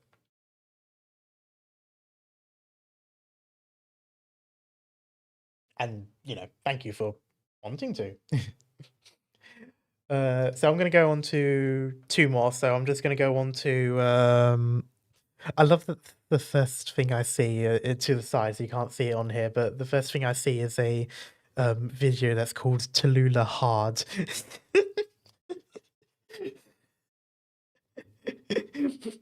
I know it's the name of the song. I think it's for the Hell version, I think, of the or the 4-star maybe version of the mission, but I just love the name. Tallulah Hard.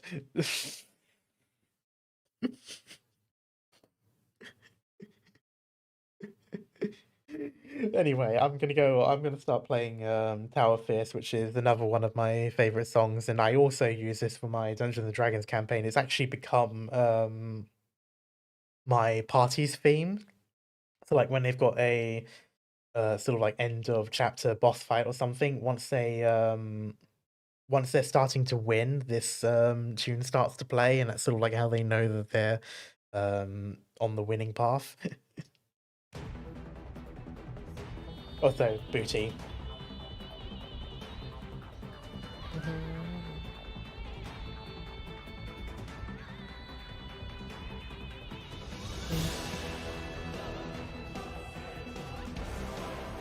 And I think, if I remember correctly, this the person who made this song did a song for another game. Oh, I've got the name of it, but I think it's a really popular, really famous one.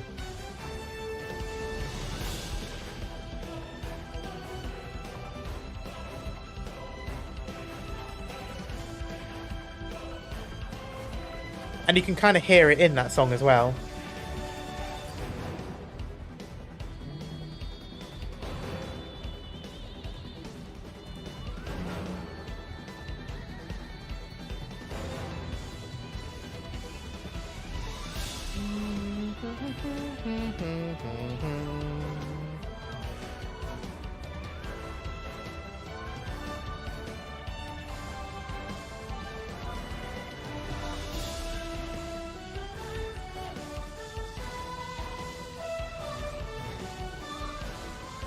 That's right, Golshina.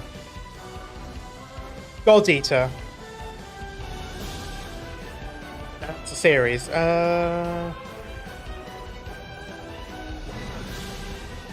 Oh, what was the game song? There's a very, very, very popular one.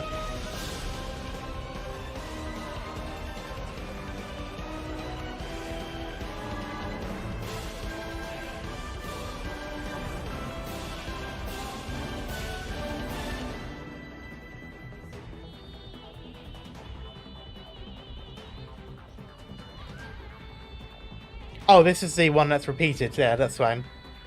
I'm willing to do that.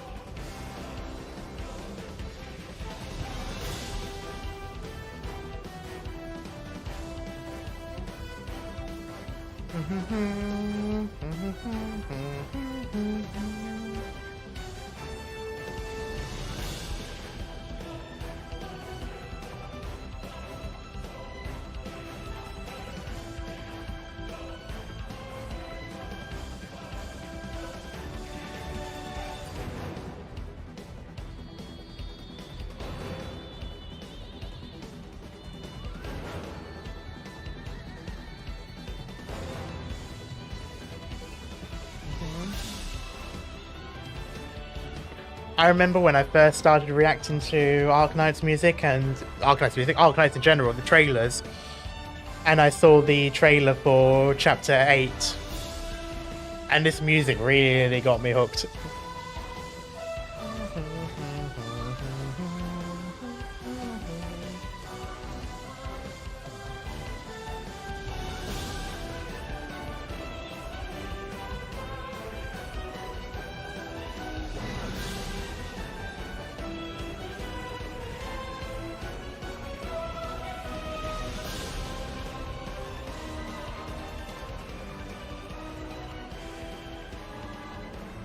That's right, this is a really loopable song, which is quite good. Then the last one, yeah, I was going to go back to Somniomancer, which I don't have anymore. And I know I already listened to this one, but I do want to do it again. I hope that link still works. I did replace it not that long ago.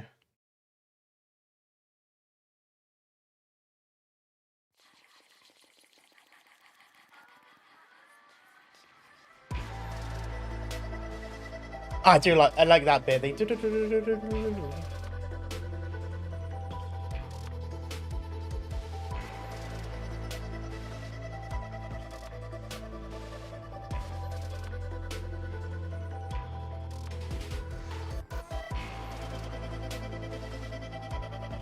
Yay, it worked. Nice.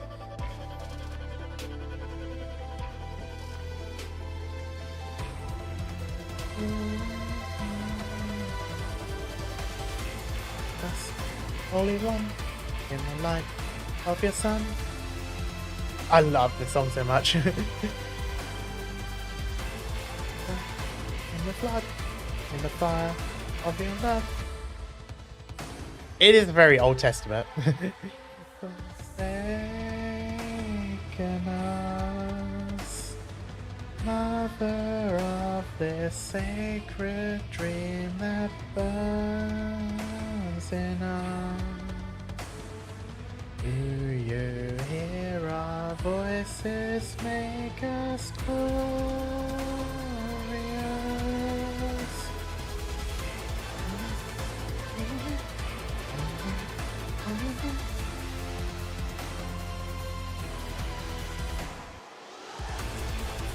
I can never follow along with these lyrics. I can't hear the lyrics is why I struggle so much to follow it. It's only those 3 lines though.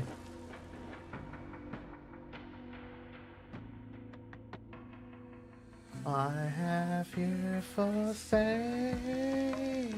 us? Mother of this cursed rage that burns in us. That's right, there is no third bit. That.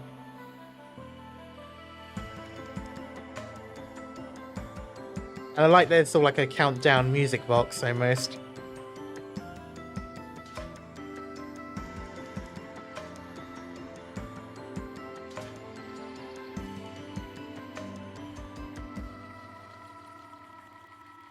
I just want to wake up.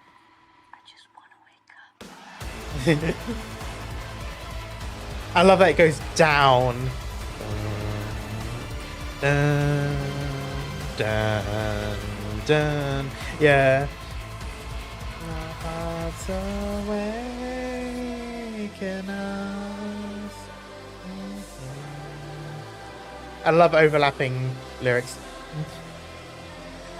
I still love that bit. Just the idea that the stars will yearn for you.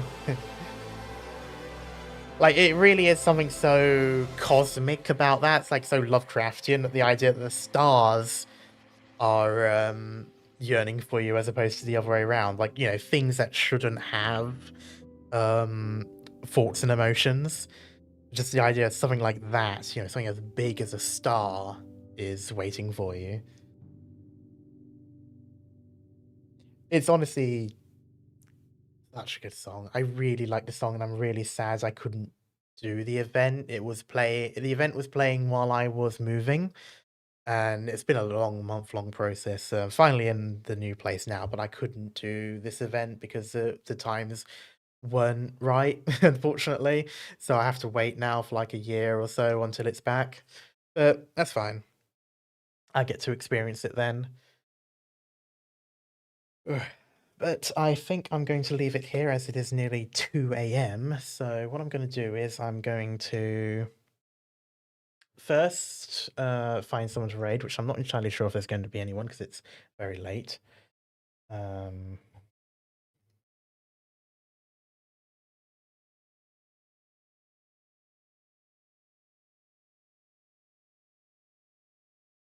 Yeah, thank you, and thanks everyone for coming along. It's been a long time since I've done stuff on YouTube as well, which I'm really glad to be back for that. I was going to do the campaign for Arknights, but I realized that it was probably not going to be a good idea for me to read anything after being out.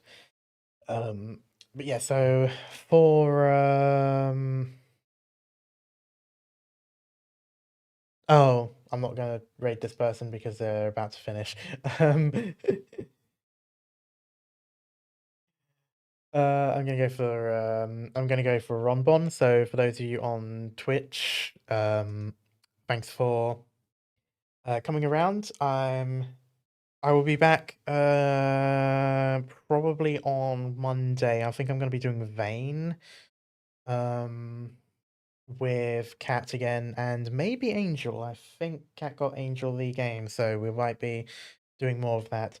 But until then, thanks everyone so much for coming along. I do have to play more Dungeons of Hinterberg. I was supposed to play that yesterday, but I was feeling really rough after work. So I decided that Arknights will be my first stream back on YouTube. So I do plan on continuing Dungeons of Hinterberg. I don't think we're that far off in the story. I think we can we'll probably not have we'll probably be able to finish it in a couple of streams. But yeah, until then, thanks everyone so much for coming along, and I'll see you all next time. Bye bye. Same for YouTube. Bye bye.